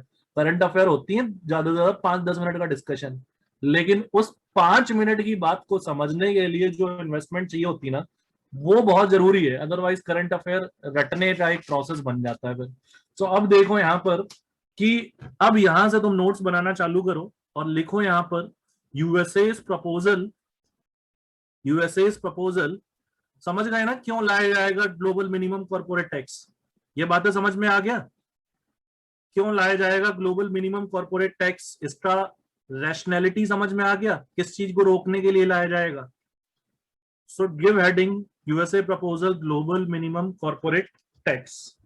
ठीक है, सो इसमें लिखो जरा सा, तुम लिखो जरा सा, to prevent the misuse of, to prevent the misuse of, to prevent the misuse of double tax avoidance agreement, double tax avoidance agreement. ठीक है, डबल टैक्स अवॉइडेंस एग्रीमेंट। देखो आप पूछ रहे हो टॉपिक क्या है, टॉपिक यही है भाई, ग्लोबल मिनिमम कॉर्पोरेट टैक्स। ठीक है, डबल टैक्स अवॉइडेंस एग्रीमेंट। दूसरा हमने क्या पढ़ा? Treaty shopping, treaty shopping, round tripping. ठीक है,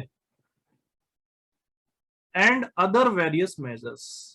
बहुत सारे ऐसे तरीके और हैं पैसे को घुमाने के, सारे तो मैंने आपको बता भी नहीं सकता मैं, और बताने भी नहीं है मुझे। ठीक है, so to prevent the misuse of double tax avoidance agreement, treaty shopping, round tripping and other various measures, global minimum corporate tax is proposed. Global minimum corporate tax is proposed. Proposed, ठीक है, proposed लिखो, as at present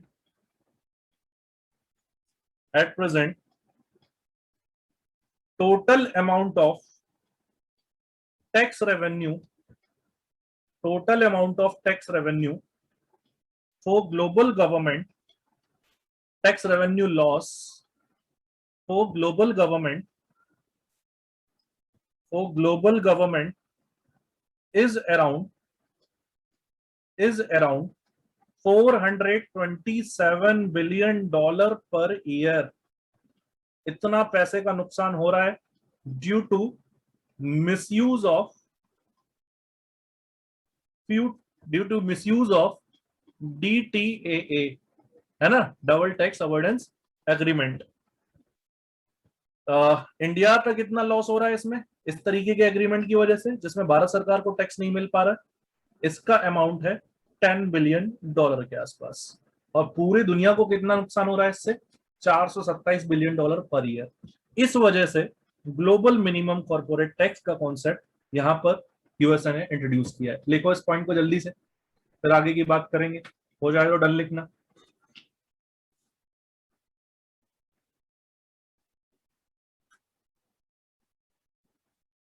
हो जाए तो done लिखिए please.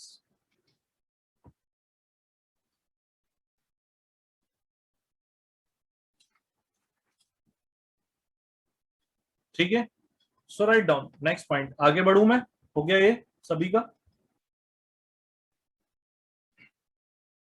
लिखो लिखो लिखो, जल्दी लिखो।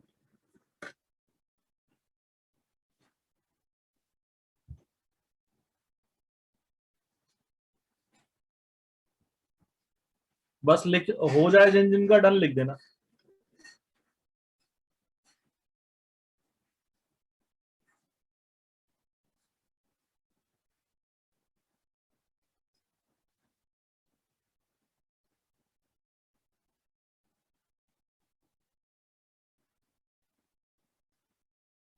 ठीक है, डाउट वाउट अभी रखेंगे लास्ट में अपन, जैसे ये टॉपिक खत्म होता है आप लोग अपने डाउट पूछ के जाना, सारे डाउट मैं क्लियर करूंगा, बट एक बार ये टॉपिक खत्म कर ले, है ना। चलो आगे की बात करें फिर। अब इसके बाद लिखो, so Joe Biden came up with idea of came up with idea of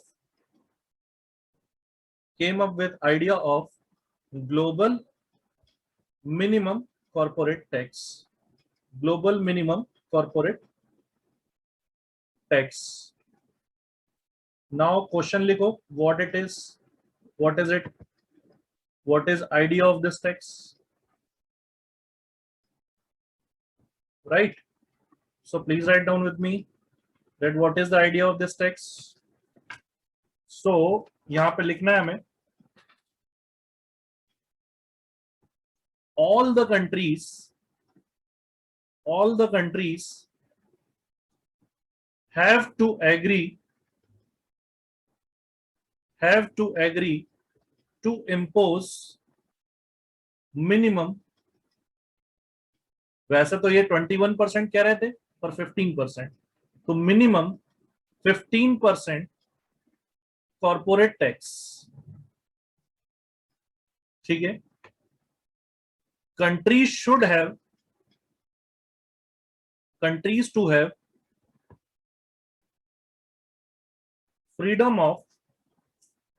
have freedom to fix tax rates above 15%।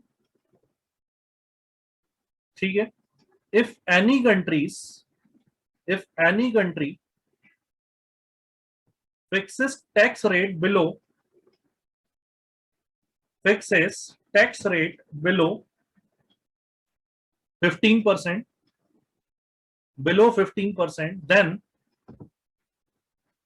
then difference in tax amount is to be paid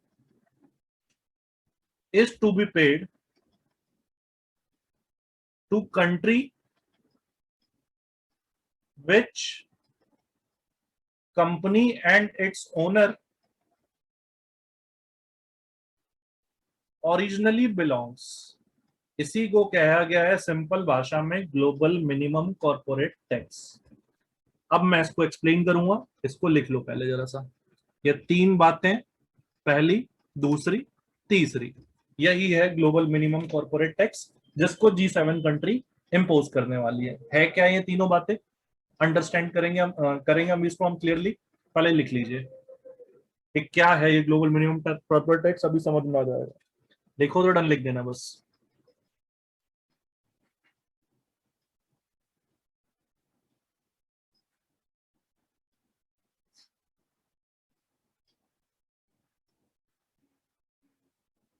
done लिखेंगे भाई, जिन जिन का हो जाए।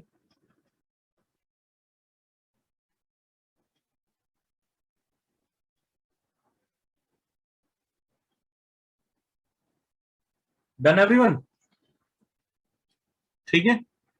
चलो आर्यन लिखो, लिखो जल्दी लिखो, लिखो वेदांश जल्दी लिखो।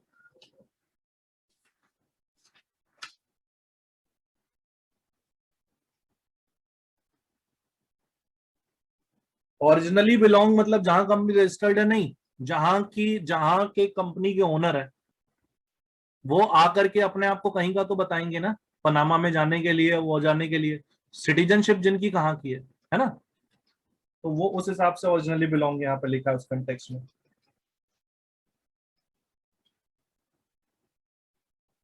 ठीक है, आगे बढ़े। अब देखो जरा सा, यस आइडेंटिटी, आइडेंटिटी बेसिकली। अब देखो जरा सा, सारी समस्या की जड़ क्या है? सारी समस्या की यहाँ पर जड़ क्या है?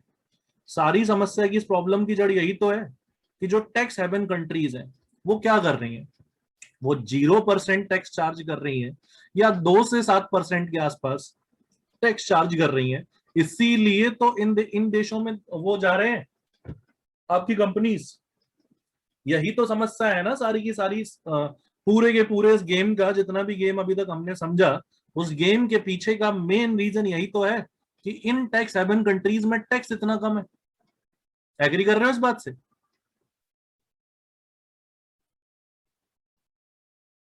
अगर इसी को बढ़ा करके 2 से 7% को बढ़ा करके, अगर, वैसे तो जॉय बाइडेन का कहना है कि 21% करना चाहिए, लेकिन G7 में अभी 15, तो अपन 15 कह रहे हैं, इसको बढ़ा करके 15% अगर कर दें तो तुम मुझे बताओ क्या कंपनी डिसएनकरेज होंगी यहाँ पे जाने के लिए? फिर तो वो देखेंगे कि भैया जहां पे बेटर सुविधा मिल रही है मैं वहीं पे क्यों नहीं जाऊं, यहाँ पे क्यों जाऊं मैं? समझ रहे हो क्यों लाया है global minimum corporate tax Biden? तो इससे बहुत सारी यूएसए कंपनीज जो 30% से ज्यादा इधर उधर जा रही हैं, क्या वो यूएसए में रह जाएंगी? क्या यूएस गवर्नमेंट का टैक्स कलेक्शन बढ़ेगा? बात समझ रहे हो? तो अब यही समझो ये कैसे इंप्लीमेंट होगा। तीन सिनेरियो है, तीनों सिनेरियो में तुम्हें समझा देता हूं, ठीक है। पहला सिनेरियो, कोई कंपनी है जो अमेरिकन है, रजिस्टर्ड नहीं है लेकिन अमेरिकन है। वो रजिस्टर कहां पे आके होती है? वो रजिस्टर आकर के होती है, सपोज मैं बात करता हूं इंडिया में, ठीक है। और इस कंपनी का मैं मान के चलता हूं कि एनुअल प्रॉफिट जो है, वो एनुअल प्रॉफिट कितना है? $100 बिलियन है, ठीक है। कंपनी थी अमेरिका की, रजिस्टर हुई आकर के इंडिया में। तो अब इस कंपनी की मिनिमम टैक्स लाइबिलिटी कितनी होगी? मिनिमम टैक्स लाइबिलिटी कितनी होगी? तो देखो, सबसे पहले देखोगे तुम टैक्स रेट। अब टैक्स रेट जब तुम देखने जाओगे तो यूएसए में टैक्स रेट है 28% और इंडिया में है, कंपनी अमेरिकन है, मतलब वहां के लोग इन्वेस्टर्स हैं, उनकी सिटीजनशिप अमेरिका की है, तो और इंडिया में आके उन्होंने रजिस्टर किया। तो यूएसए में टैक्स रेट है 28% और इंडिया में टैक्स रेट है 21%। तो अब जो रजिस्टर्ड जहां पे होगी वहीं पे जाके उनको टैक्स देना है। तो टैक्स पेड कहां पे होगा? यूएसए को कितना टैक्स मिलेगा इस प्रोसेस में? 0, क्योंकि वहां पे तो रजिस्टर हुई नहीं है। लेकिन इंडिया को कितना टैक्स मिलेगा? इंडिया का टैक्स रेट कितना है? 21%। तो $100 बिलियन का 21% कितना हुआ? $21 बिलियन। क्या ये 21% 15% से ऊपर है? क्या ये 21% 15% से ऊपर है? तो कोई दिक्कत है किसी को भी? कोई दिक्कत नहीं है किसी को भी। अगर ये रजिस्टर्ड होती, अगर ये रजिस्टर होती मॉरिशियस में, जो कि एक टैक्स हेवन कंट्री है, अगर ये रजिस्टर होती मॉरिशियस में, जो कि एक टैक्स हेवन कंट्री है, तो मान लो यूएसए का तो टैक्स रेट 28% था, लेकिन मॉरिशियस में 8% ही टैक्स लगता है। मान लो 8% ही टैक्स लगता है। तो 8% टैक्स लगता है, तो यानी कि मॉरिशियस गवर्नमेंट को कितना टैक्स मिलेगा? 100 बिलियन का 8%, $8 बिलियन, है ना? $8 बिलियन मॉरिशियस गवर्नमेंट को मिलेगा टैक्स। और यूएसए को मिलेगा क्या कुछ इस केस में टैक्स? यूएसए को मिलेगा क्या टैक्स? यस। कितना मिलेगा? जितना डिफरेंस रह गया। कितना फिक्स किया गया है कि मिनिमम कितना लोगे आप? 15%। और आप ले कितना रहे हो? 8%। कितने का डिफरेंस आया? 7% का। पिछली लाइन में हमने क्या लिखा कि if any country fixes tax rate below 15%, then difference in tax amount is to be paid to country which company and its owner originally belongs. तो कहां की कंपनी थी भाई? अमेरिका की। और कितने का डिफरेंस आया? 7% का। तो 7% टैक्स किसको जाएगा अभी? अमेरिका को। तो अमेरिका को कितना मिलेगा इस केस में? $7 बिलियन। समझ में आया ये चीज? बात समझ में आया? ये दूसरा सिनेरियो अगर ऐसा होता है तो $7 बिलियन अमेरिका को मिलेगा। फिर अपन तीसरा एग्जांपल लेते हैं।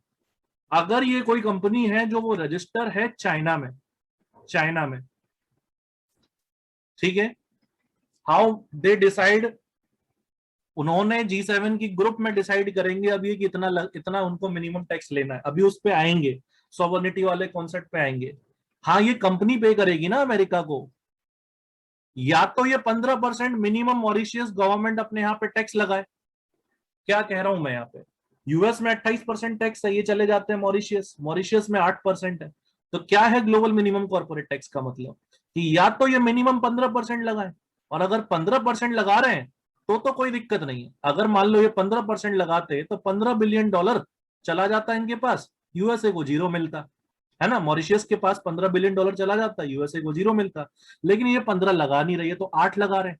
तो डिफरेंस कितना है? 7% का। मिनिमम कितना लगाना है? 15।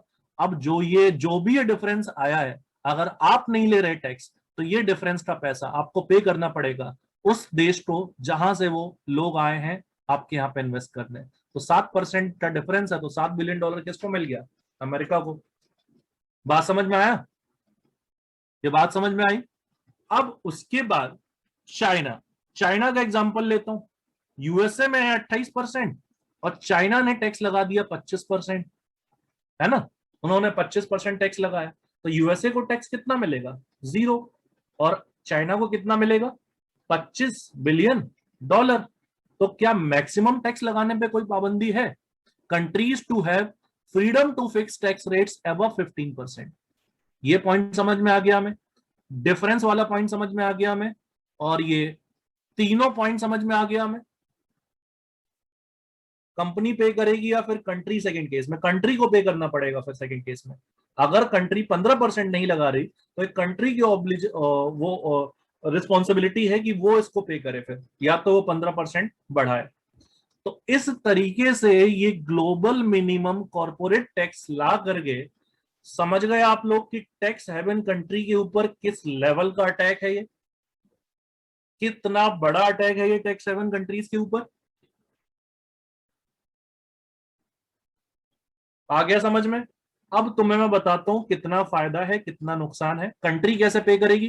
कंट्री कैसे पे करेगी? अगर कंट्री नहीं कर पाएगी पे, तो 15% लगाए टैक्स। यही तो रूल है, यही तो ग्लोबल मिनिमम कॉर्पोरेट टैक्स है। अगर कंट्री नहीं कर रही है 15% टैक्स चार्ज, तो वो लगाए, वो देगी अपनी बाकी के।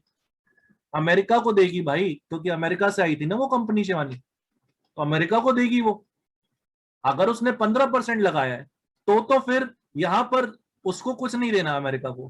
$15 बिलियन वो खुद कमाए, अमेरिका को कोई दिक्कत नहीं है। लेकिन अगर वो 8% लगा रही है, तो फिर क्या होगा?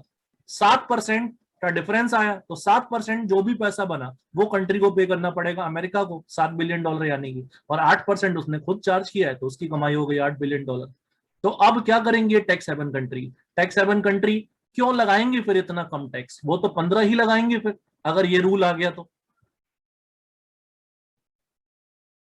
कंट्री क्यों पे करेगा यूएसए को? कंपनी देंगे ना भाई। कंपनी इसलिए नहीं देंगे क्योंकि कंट्री रोक थोड़ी ना रही है कंपनी को। अगर कंट्री 15% टैक्स लगाने पे मान जाए तो कंपनी, उनको कुछ नहीं देना, लेकिन वो तो कंट्री की वजह से कंपनी आ रही है ना वहां पे। तो कंट्री अगर 15% नहीं लगा रही तो उनको देना पड़ेगा, सिंपल सी बात है। तो कंट्री की गलती है ना, इसलिए कंट्री से ले रहे हैं। जिस कंट्री में कंपनी रजिस्टर्ड है वही होता है, जहां से कंपनी रजिस्टर्ड होता है वही हेडक्वार्टर कहलाता है। ठीक है, डन। समझ में आया what is global minimum corporate tax? ये फंडा समझ में आ गया तो मैं तुमको अब इसके फायदे नुकसान की तरफ ले चलूं। यस, ये 7 बिलियन कंट्री देगा क्योंकि कंट्री ने लगाया है ना टैक्स। कंट्री अगर 15% लगाती तो उसको नहीं देना था, लेकिन उसने जानबूझ के 8% लगाया, तो पे किसको करना है फिर? कंट्री को करना है। डन एवरीवन, क्लैरिटी बन गई? एकदम क्लैरिटी बन गई कि क्या है ग्लोबल मिनिमम कॉर्पोरेट टैक्स। इसका आइडिया बहुत अच्छे से क्लियर हो गया। इसकी इंटेंसिटी तुम समझ रहे हो इस टॉपिक की अब। और ये कैसे पता चलेगा कि कंपनी कहाँ की है? शिवानी, आप गए सिंगापुर, सिंगापुर जाने के बाद आपने कहा कि मुझे यहाँ पे कंपनी रजिस्टर करानी है, वो आपसे कोई इंफॉर्मेशन नहीं लेंगे, वो आपको अपनी सिटीजनशिप दे देंगे, या आपको बताना पड़ेगा कि हम इंडिया से आए? तो जैसे ही आपने बताया तो फिर उसके बाद क्या हो गया? फिर उसके बाद फिर अब जो है वो आप ओरिजिनली बिलोंग कर रहे हैं अमेरिका से, लेकिन भले ही आपकी कंपनी रजिस्टर्ड है वहां पे, तो ऐसे पता चल जाएगा। मॉरिशियस में 15% भी हो गया तो कंपनी वहीं रह जाएंगी भाई। डिस्करेज तो होंगी, बहुत सारे देशों को तो फायदा होगा, डिस्करेजमेंट तो बढ़ेगी जब कंपनी को दिखेगा कि इतना फायदा है नहीं। और मैं पनामा जैसे देश में जाऊं क्यों, जहां पे ड्रग माफिया, लॉर्ड माफिया है, इतना मैं रिस्क लूं क्यों? तो इतना ज्यादा फायदा है नहीं तो मैं यहीं पे रुक जाता हूँ। बात समझ रही है? समझ में आ रही है ये बात? यस। अब इसका इम्पैक्ट समझते हैं, इम्पैक्ट की तरफ चले हम। अब हम लोग 13% का प्रॉफिट है। अरे तो अब क्या है कि भाई ग्लोबल में, ग्लोबल वर्ल्ड में कोई भी चीज लाई जाती है ना, तो ऐसे नहीं लाई जाती कि एकदम से ले आए, एकदम से 30% लगा दिया। अगर इसको दुनिया ने मान लिया ना तो धीरे धीरे ये 15%, 25 भी हो जाएगा। मनाने वाली बात है दुनिया को, दुनिया के सामने पहले एक्सेप्ट करवाने वाली बात है इस तरह के आइडियाज को। ठीक है सर, वो 7.5% टैक्स ले सकते हैं और जितना मिलेगा एमएनसी से उतना वो यूएसए को पे कर देंगे। हाँ तो वो करें पे फिर, तो यूएसए को तो कुछ तो फायदा है ना फिर। यूएसए को टैक्स तो मिला ना फिर, जो अभी तक नहीं मिल रहा था कुछ भी। मिलेगा कि नहीं मिलेगा? तो यूएसए का अल्टीमेटली फायदा है। अब यहां पर हेडिंग डालो, rational of global minimum tax. Rational of global minimum tax. समझ रहे हो किस लेवल का दिमाग लगाता है अमेरिका? इतना दिमाग लगा सकते हो अपन लोग? लगा तो सकते हैं अपन, लेकिन अपनी चलती नहीं है इतनी ग्लोबल प्लेटफॉर्म पे। So what is the rational of global minimum tax? पहला, पहला, proposed tax hikes in USA. Proposed tax hikes in USA. Proposed tax hikes in USA. देखो यूएसए की पॉलिटिक्स समझाऊं तो मैं यूएसए में चल क्या रहा है। During the time of Trump, यहां पे मैं लिखता हूं, डोनाल्ड ट्रंप के टाइम पे हुआ क्या था? At time of Donald Trump, इनके समय पे हुआ क्या था? इकोनॉमी 2008 के बाद क्राइसिस में थी। ओबामा भी जब गए थे तो अमेरिका की इकोनॉमी कुछ ज्यादा अच्छी हालत में नहीं थी। तो डोनाल्ड ट्रंप जब आए तो इन्होंने क्या किया? ड्रास्टिकली, नहीं ये नहीं लिखना, बस समझना है, सुनो। ड्रास्टिकली कॉर्पोरेट टैक्स को घटा दिया। ड्रास्टिकली कॉर्पोरेट टैक्स को घटा दिया। कितने से कितने पे ले आए? 35% से ये टैक्स लेके आ गए 21% के ऊपर। तो मैं लगता है कि अगर तुम ये भूल जाओगे ये लिखा हुआ पॉइंट, तो फिर इसको लिख लेना, अदरवाइज समझ लो। तो कॉर्पोरेट टैक्स 35% से कितने पे ले आए? 21% के ऊपर। इससे क्या हुआ, ये क्यों लेकर के आए? To attract more investment, to attract more investment. ठीक है। अब इससे हुआ क्या कि बहुत सारी अमेरिकन कंपनीज जो बाहर जा रही थी वो वहीं पर रुक गई, और साथ साथ दुनिया भर से बाकी देशों से भी कंपनियां आई और इन अमेरिका में जाके रजिस्टर हुई, और कंपनियां वहीं पर रुक भी गई, तो टैक्स कलेक्शन बढ़ा गवर्नमेंट का। और दूसरी बात, कंपनियां जब वहां पर रुक गई तो इकोनॉमिक ग्रोथ भी बढ़ी। तो ट्रंप ने इकोनॉमिक ग्रोथ के लिए वाकई में शानदार काम किया यहाँ पर। ठीक है। लेकिन अब यहां पर यूएसए का एक प्रोग्राम है जिसको जॉय बाइडेन लाना चाहते हैं। यूएसए का एक प्रोग्राम है जिसको जॉय बाइडेन लाना चाहते हैं। ये प्रोग्राम है $2 ट्रिलियन प्रोग्राम। $2 trillion program. अब डाउट वाउट लास्ट में पूछना, रुक जाओ अभी। $2 ट्रिलियन प्रोग्राम लाना चाहते हैं यूएसए में जॉय बाइडेन। एमिड पेंडेमिक, बहुत ज्यादा आपकी हालत खराब है दुनिया भर की। 2008 में तो क्या ही क्राइसिस आई थी जैसा अब आपका यहां पर अभी के टाइम पे आ रखी है। तो इस समय पर ह्यूज इन्वेस्टमेंट की जरूरत है अमेरिका को, और इस ह्यूज इन्वेस्टमेंट के लिए सरकार को चाहिए पैसा। सरकार को चाहिए पैसा। कितना पैसा? $2 ट्रिलियन खर्च करने का प्रोग्राम है अमेरिका का अभी। पैंडेमिक के समय पे कुछ $1 ट्रिलियन डोनाल्ड ट्रंप ने खत्म कर दिया था अमेरिका का। और साथ साथ अब जो है स्टेबिलिटी लाने के लिए अपनी मार्केट में, अपनी इकोनॉमी में, यूएसए फिर से इतना खर्च करने का प्लान बेसिकली बना रहा है। भैया जीडीपी है हमारी $2.9 ट्रिलियन, तो हमारी जीडीपी $2.9 ट्रिलियन है, उसके आसपास का एक्सपेंडिचर अमेरिका अपने इकोनॉमी में करना चाह रहा है। कहां से आएगा ये पैसा? टैक्स तो बढ़ाना पड़ेगा। कहां से आएगा ये पैसा? टैक्स तो बढ़ाना पड़ेगा। लेकिन अगर ये टैक्स बढ़ाएंगे तो कंपनियां क्या करेंगी? कंपनियां तो भैया शिफ्ट हो जाएंगी। फिर कंपनी यूएसए से शिफ्ट हो जाएंगी कहां की तरफ? अदर कंट्रीज की तरफ। और बहुत ज्यादा चांसेस हैं टैक्स हेवन कंट्रीज की तरफ। तो ये शिफ्टिंग ना हो, ये टैक्स बढ़ा पाए ताकि इस एजेंडा को फुलफिल कर पाए। इसी वजह से अमेरिका ला रहा है अपने फायदे के लिए global minimum corporate tax. Do you understand the rationality? क्यों जॉय बाइडेन ये ला रहा है? बात समझ में आया? उसको भाई टैक्स बढ़ाना है। जो डोनाल्ड ट्रंप 21% पे लेके गया है, इसको उसको बढ़ा के 28% करना है। लेकिन जैसे ही टैक्स बढ़ाएगा कंपनियां इधर उधर जाएंगी। इधर उधर ना जाए इसलिए बाकी देशों के ऊपर भी उसने कहा कि भैया तुम भी लगाओ अपने यहाँ पे ग्लोबल मिनिमम कॉर्पोरेट टैक्स, ताकि हमारी कंपनी कहीं चली ना जाए। और ये कहा क्या जा रहा है दुनिया भर के लिए? नैरेटिव क्या सेट किया जा रहा है कि इसमें दुनिया भर का फायदा है। अभी आगे हम देखेंगे क्या फायदा है क्या नुकसान है। $2 ट्रिलियन खर्च करके करेंगे क्या? आपकी इकोनॉमी में अभी खर्च करने की जरूरत नहीं है।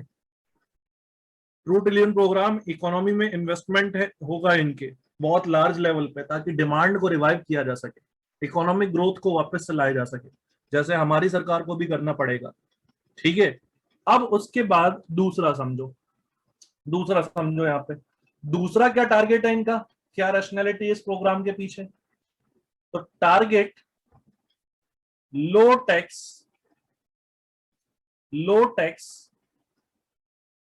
jurisdiction countries, target low tax jurisdiction countries, target low tax jurisdiction countries।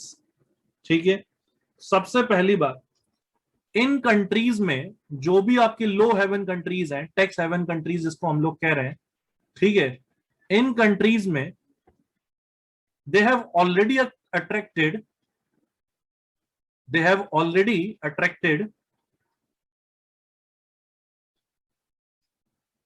attracted huge amount of foreign investment। yes, right। और ये जो huge amount of foreign investment है, ये सबसे ज्यादा कहां से पहुंच रहा है इन देशों में? अमेरिका से। तो इससे टैक्स कलेक्शन गवर्नमेंट की वैसे ही कम हो रही है। तो इस वजह से total global tax revenue lost कितना हो रहा है?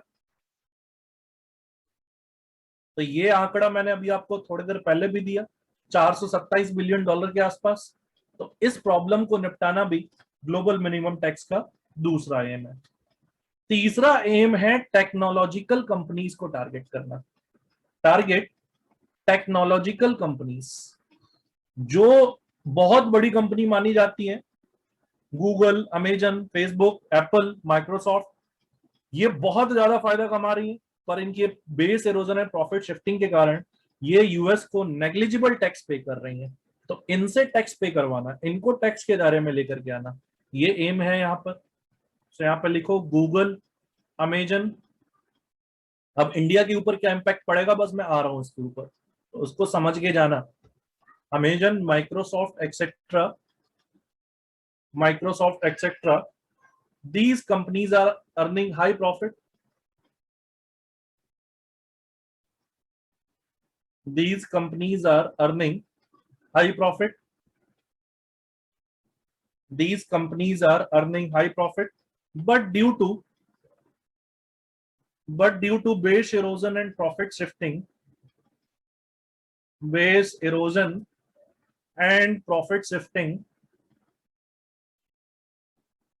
they are paying negligible tax to USA. Yeah, they are paying very low amount of tax to USA. Low amount of tax to USA.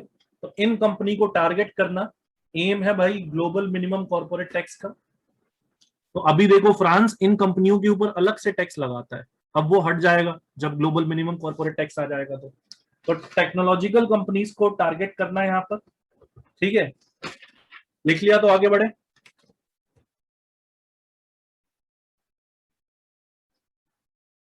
Done लिख देना कमेंट सेक्शन में अगर हो गया हो तो।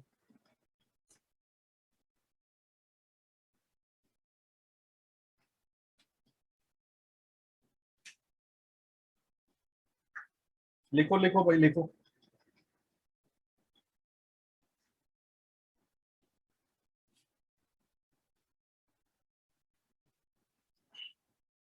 सभी लोग बस टाइप कर दीजिएगा डन हो जाए तो।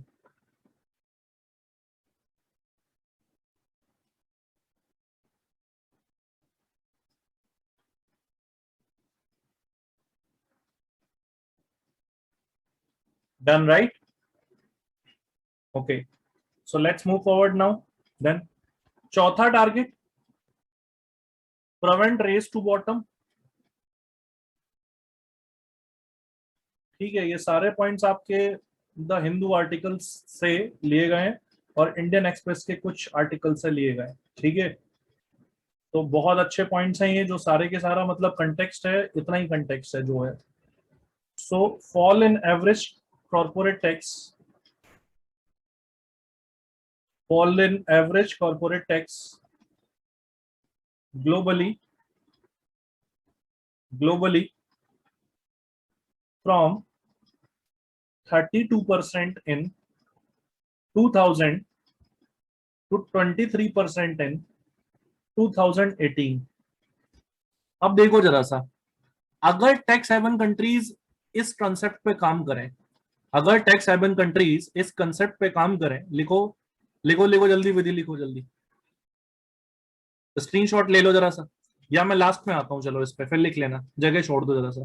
तो अगर कंपनीज इसी एटीट्यूड, ये कंट्रीज इसी एटीट्यूड के साथ काम करें, तो सारी कंपनियां छोटे छोटे देशों में इन टैक्स हेवन कंट्रीज में पहुंच जाएंगी।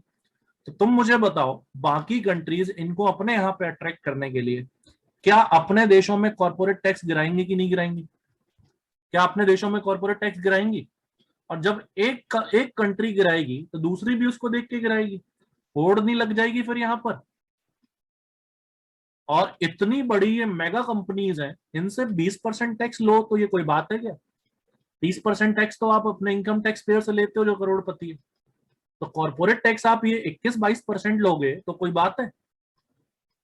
इनसे तो ज्यादा हाई चार्ज करना चाहिए भाई, है कि नहीं है? लेकिन इस पूरे साइकिल की वजह से पूरी दुनिया ये प्रभाव फेस कर रही है कि दुनिया के देशों में होड़ लगी हुई है कि कौन ज्यादा कॉर्पोरेट टैक्स कम करता है, ताकि ज्यादा से ज्यादा इन्वेस्टर अपने यहाँ पे अट्रैक्ट कर पाए।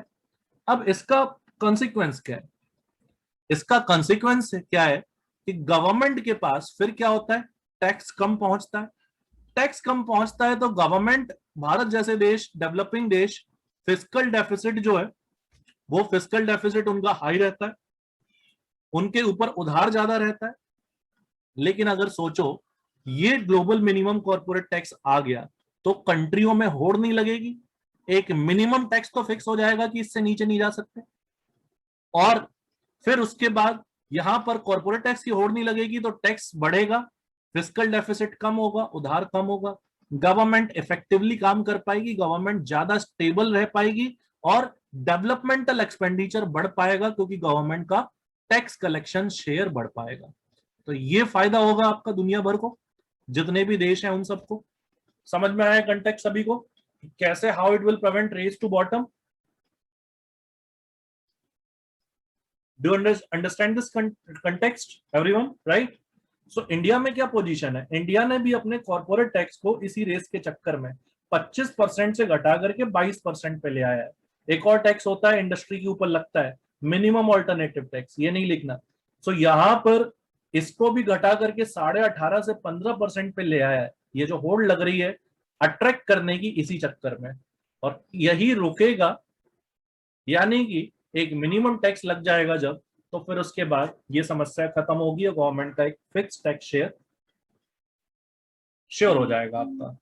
लेकिन अब ऐसे दिक्कत क्या है, अगर इसको प्रॉब्लम को समझें हम लोग, तो what are the challenges with global minimum corporate tax, right?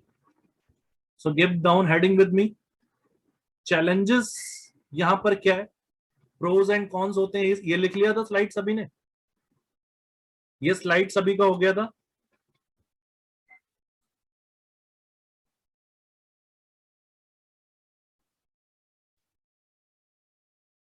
Done everyone, right? हाँ, इसके पहले वाला दिखा रहे हैं, ये लो देखो, लिखो लिखो लिखो, फिर चैलेंजेस हमें समझना है, 3-4 पॉइंट है बस, ज्यादा नहीं है, फिर कंक्लूड कर लेंगे क्लास को, खत्म, ज्यादा से ज्यादा 10 minute.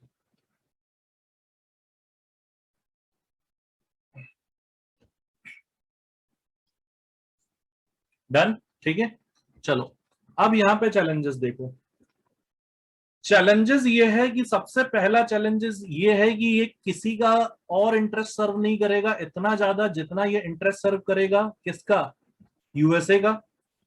It mainly serve the interest of home, USA. क्योंकि अभी मैंने क्या कहा, 2000 एमएनसीज में से, 2000 एमएनसीज में से 30% कहां की है? यूएसए की। तो भैया फायदा कौन होगा इसका, अल्टीमेट बेनिफिशियरी इस मिनिमम कॉर्पोरेट टैक्स का? अमेरिका।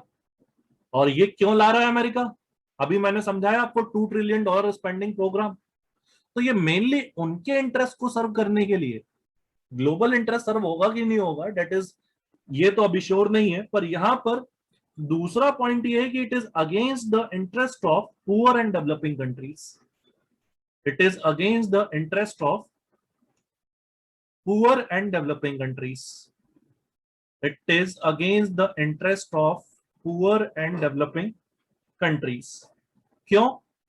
क्योंकि इनके देशों में, इनके पास इतनी स्किल नहीं है, दूसरी बात टेक्नोलॉजिकली एडवांस नहीं है कि अपने यहां पर ये मैन्युफैक्चरिंग सेक्टर को बहुत अच्छे से बढ़ावा दे पाए।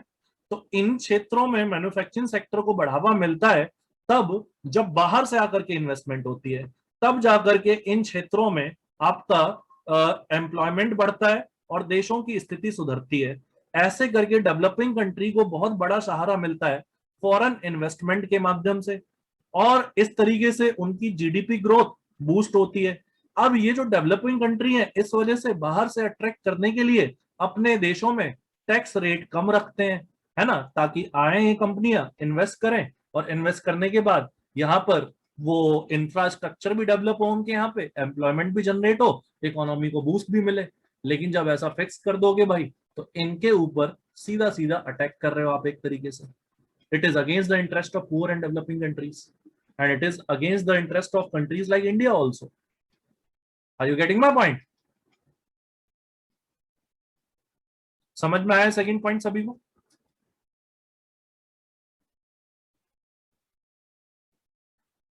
Why would tax having countries accept this proposal? वही तो नहीं करेंगे ना, वही तो मैं बता रहा हूं अभी और चैलेंजेस में।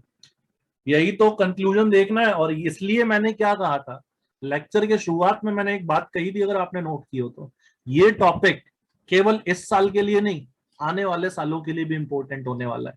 क्यों? क्योंकि अब ये लड़ाई चालू हो जाएगी G7 की मीटिंग के बाद, और ये लड़ाई तभी खत्म होगी जाके जब WTO में जाके एक्सेप्ट होगी। वर्ल्ड ट्रेड ऑर्गेनाइजेशन में सब सारे कंट्रीज इसको एक्सेप्ट करेंगे, तब तक ये लड़ाई चलती रहेगी। तो जब तक ये लड़ाई चलती रहेगी तब तक ये टॉपिक इंपॉर्टेंट बना रहेगा। इसलिए सारे पहलू इकट्ठे मैंने आज ही खत्म कर दिए। अब जो आने वाले टाइम में न्यूज आएंगी उसमें केवल करंट अफेयर में क्या डेवलपमेंट हुआ उसको उठा के इस टॉपिक में ऐड करना है बस। केवल एक दो लाइन बातें अभी ऐड करनी है इस टॉपिक में बस। समझ गए कि नहीं समझ गए? राइट। सो यहां पर नेक्स्ट है अपना, और क्या दिक्कत होगी? Difficult to achieve consensus. Difficult to achieve consensus. नहीं, फ्लेक्सिबल अमाउंट नहीं है। अभी हमने न्यूज पढ़ा था केवल 15% ही फिक्स है, तो 15% फिक्स है। So difficult to achieve consensus among multiple countries, among multiple countries at international level, at international level. ठीक है। अब डेवलप्ड कंट्री क्या करती है? यही करती है कि प्रेशर बनाती है अब इनके ऊपर अलग अलग तरीके से प्रेशर बनाया जा सकता है इनके ऊपर भाई, अलग अलग तरीके के यहाँ पे सैंक्शन लगाए जा सकते हैं। ठीक है। और डिफरेंट तरीके से इनको प्रेशराइज किया जा सकता है इन चीजों को मनवाने के लिए। तो डेवलप्ड कंट्री को अपनी बातें मनवानी आती हैं, वो इस रास्ते से नहीं दूसरे रास्ते से प्रेशर बनाएंगे ताकि हम ये बात माने। उनसे ट्रेड कम कर देंगे, उनसे सप्लाई कम कर देंगे, बहुत सारे तरीके होते हैं इनके पास। ठीक है। ये लिख लिया आपने तीनों पॉइंट। तो दो पॉइंट और मैं आपको बताऊं क्या क्या चैलेंजेस हैं इसके।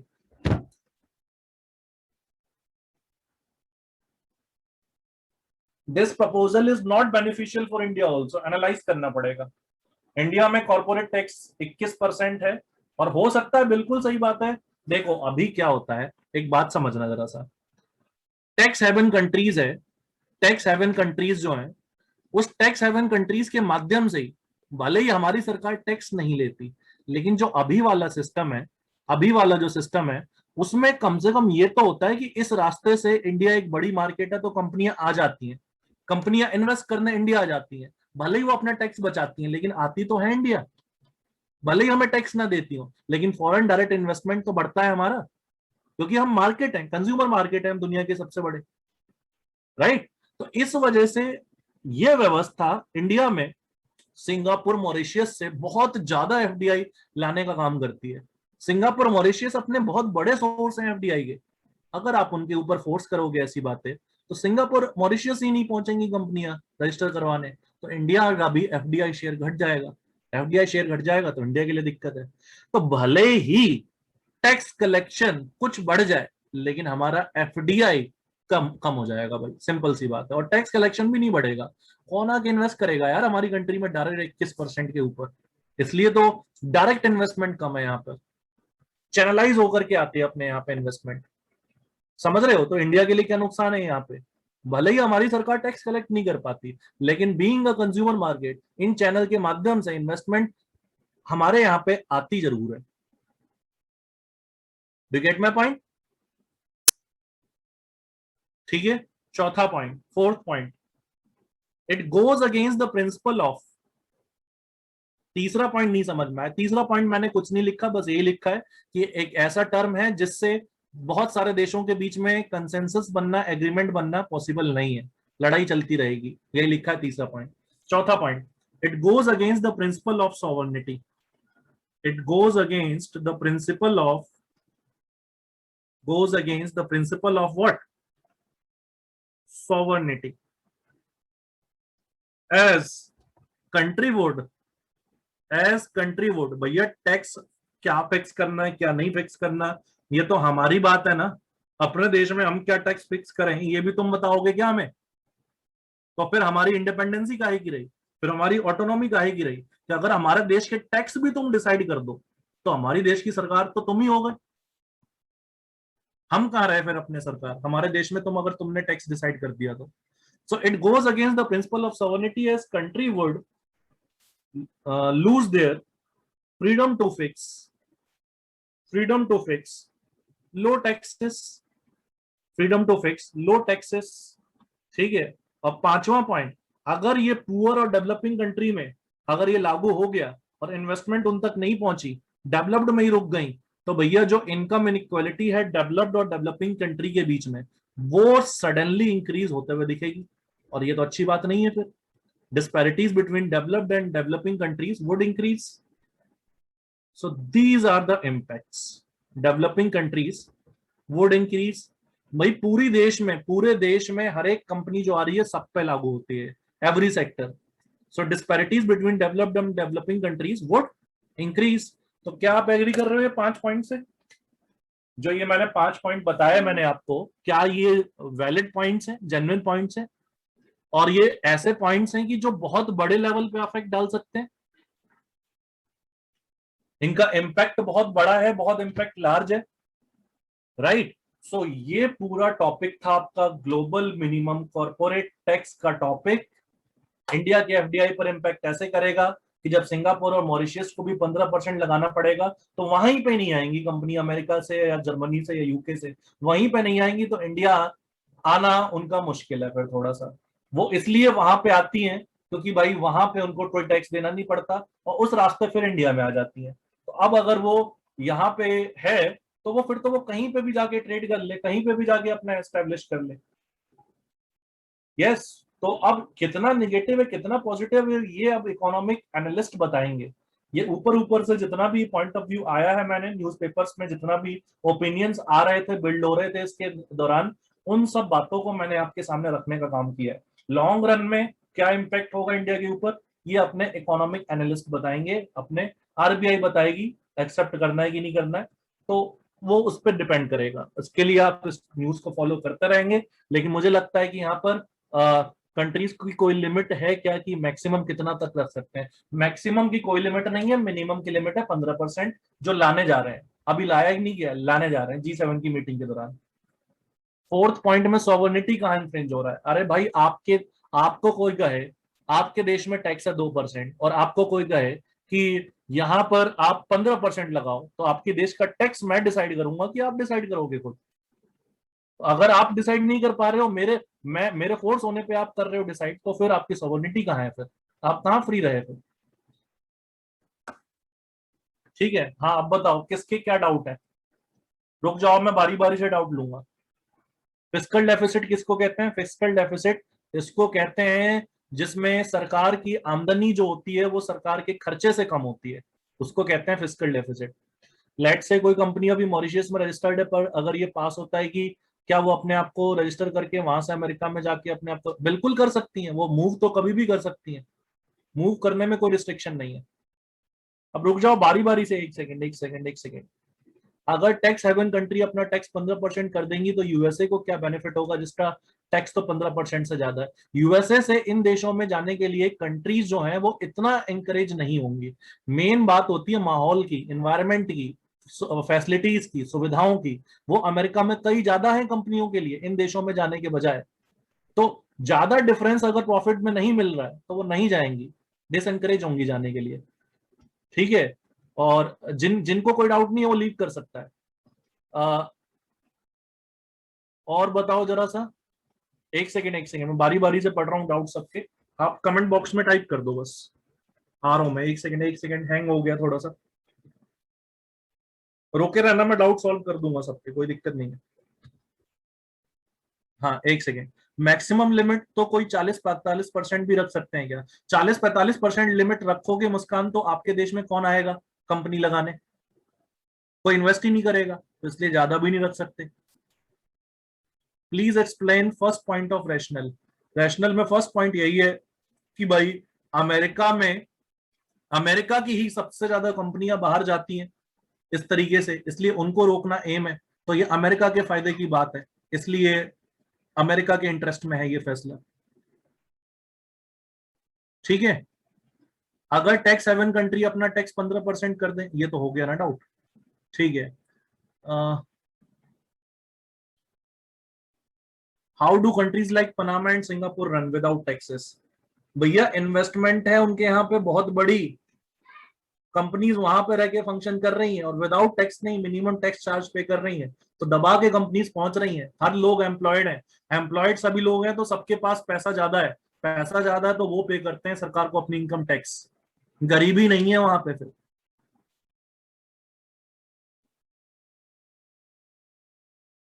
इफ, एक सेकेंड, कैन यू, अब रुक जाओ एक second, can you please repeat the race to bottom. Race to bottom मैंने ये कहा कि अब देखो, ऐसी कंट्रीज जो हैं जिनका टैक्स जो है 2% है, 7% है, वहां पे ज्यादा कंपनीज जा रही हैं, तो बाकी देश भी क्या कर रहे हैं कि अपना टैक्स लगातार घटाते चले जा रहे हैं ताकि उनकी तरफ अट्रैक्ट हो इन्वेस्टर्स, उनके देश में आए। तो इससे क्या हो रहा है कि जो कॉर्पोरेट टैक्स है वो दिन ब दिन कम होता चला जा रहा है। देखो 32% था ग्लोबली 2000 में, और 23% पे आ गया। तो इससे क्या होता है कि सरकार की टैक्स कलेक्शन कम होती है और इससे घाटा बढ़ता है, उनका एक्सपेंडिचर ज्यादा होता है रेवेन्यू से, और कर्जे में आती है सरकार। तो टैक्स लेना एक अच्छी बात होती है और डिसेंट टैक्स लेना चाहिए। तो ये दिक्कत है आपका। ठीक है, रेस टू बॉटम वाला पॉइंट हो गया। अब नेक्स्ट पॉइंट, एक सेकेंड यार, अब तो तुम ऐसे डाउट आ रहे हैं तुम्हारे सारे की पूरी क्लास रिपीट करनी पड़ेगी, एक एक करके एक एक पूछ रहे हो। ट्रीटी शॉपिंग क्या है, फिर राउंड ट्रिपिंग क्या है, फिर ये कोई पूछ रहा है डाटा अवॉइडेंस एग्रीमेंट क्या है, फिर कोई पूछ रहा है कि ये पॉइंट क्या है, फिर तो पूरा क्लास रिपीट हो जाएगा फिर। ये सारी बातें रिकॉर्डिंग में होंगी, रिकॉर्डिंग सुन लीजिएगा जाकर के दोबारा से एक बार। सिंगापुर में, चलो, टैक्स हेवन कंट्री होने का कोई डिसएडवांटेज है? कोई डिसएडवांटेज नहीं है। अट्रैक्ट कर रही है वो इन्वेस्टमेंट, उनको कोई डिसएडवांटेज नहीं है। ठीक है, और बताओ कोई। कनिष्क भाई, मैंने डाउट नहीं देखा, बुरा मत मानो, बताओ क्या डाउट है, पूछो। कंट्री क्यों पे करेंगे, यूएसए को कंपनी देंगे ना। भाई कंट्री अगर नहीं लगा रही है 15% टैक्स, तो इसमें कंपनी की क्या गलती है? कंट्री 8% रख रही है तो कंट्री की गलती है, तो कंट्री पे करेगी। What is your doubt Kanishk? Yes, if no, country जब तक राजी नहीं होंगी, अपने देश में इंप्लीमेंट नहीं करेंगी, तब तक ये इम्पोज नहीं होगा। Is it a possibility if a country has fixed tax at 2% or lower than 15 and has not accepted this proposal, and then origin of company is US, so can USA still impose the difference? नहीं, अगर ये minimum corporate tax नहीं माना गया तो impose नहीं होगा। Country को एक्सेप्ट करना पड़ेगा, तब जाकर के ये चीजें बातें आएंगी फिर। ठीक है, तब जाकर के ये चीजें आएंगी। इंडिया में एफडीआई तो किसी भी कंट्री से आ सकता है, फिर यूएसए या मॉरिशियस, तो किसी भी कंट्री का इंडिया के एफडीआई पर कैसे इफेक्ट पड़ेगा? भाई मॉरिशियस में 2 से 3% टैक्स है अगर, तो वहां पे जाके कंपनी रजिस्टर करती है, फिर इंडिया आती है। लेकिन अगर मॉरिशियस में आप 15 लगा दोगे, फिर 20 लगा दोगे, तो फिर वो इंडिया नहीं आएंगी, वो यूएसए में रह करके ही ट्रेड कर लेंगी ना फिर तो। उनका इतना लार्ज प्रॉफिट नहीं होगा ना। सारा खेल है लार्ज प्रॉफिट का, कितना बड़ा शेयर कंपनी को प्रॉफिट का मिल पाता है, उस हिसाब से कंट्री का एटीट्यूड रहता है इन्वेस्टमेंट या डिसइन्वेस्टमेंट का। ट्रीटी शॉपिंग कुछ नहीं होती। ट्रीटी शॉपिंग में इन्वेस्टर क्या करता है, डायरेक्ट उसको जहां पे इन्वेस्ट करना होता है इंडिया में, उसमें इन्वेस्ट नहीं करता है। वो घूम के वो सिंगापुर जाता है, वहां पर रजिस्टर कराता है, फिर आता है इंडिया इन्वेस्ट करने, ऐसे करके वो अपना टैक्स बचाता है। इसको कहते हैं treaty shopping. What does stable word for development expenditure, मतलब अगर फिजिकल डेफिसिट कम होगा, बेटर एक्सपेंडिचर होगा, तो गवर्नमेंट स्टेबल रहेगी, गवर्नमेंट हटेगी नहीं, प्रोटेस्ट कम होंगे। That is stable word. ठीक है, how can every country globally be compel to follow, नहीं है कंट्री कंपेल नहीं किया जा सकता, नहीं किया जा सकता कंपेल कंट्री को जबरदस्ती फॉलो करने के लिए। सॉवरन राइट्स होते हैं अपने कंपनी के। हो गया डाउट कनिष्क, तुम्हारा डाउट क्लियर हो गया? इंडिया भी कम क्यों नहीं करता टैक्स पनामा की तरह? तो कमाएगी क्या भाई, कमाएंगे क्या और खाएंगे क्या? कॉर्पोरेट टैक्स सबसे बड़ा शेयर है अपने इंडिया में सरकार के एक्सपेंडिचर का। डाउट रह गया भाई किसी का?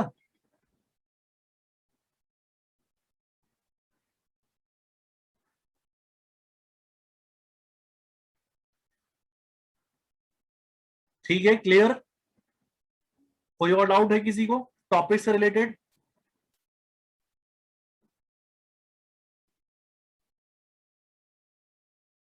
Done everyone, right? So now I am going to end the session.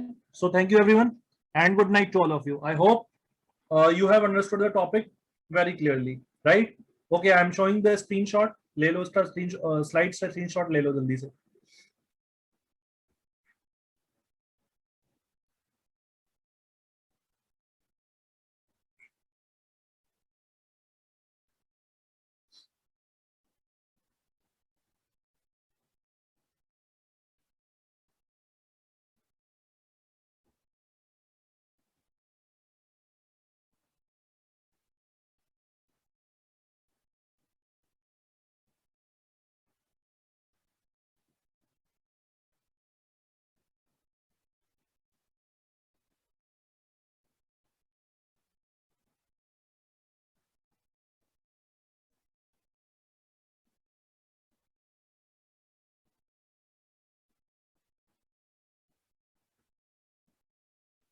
Okay then that's it, हो गया, सारे स्क्रीनशॉट हो गए.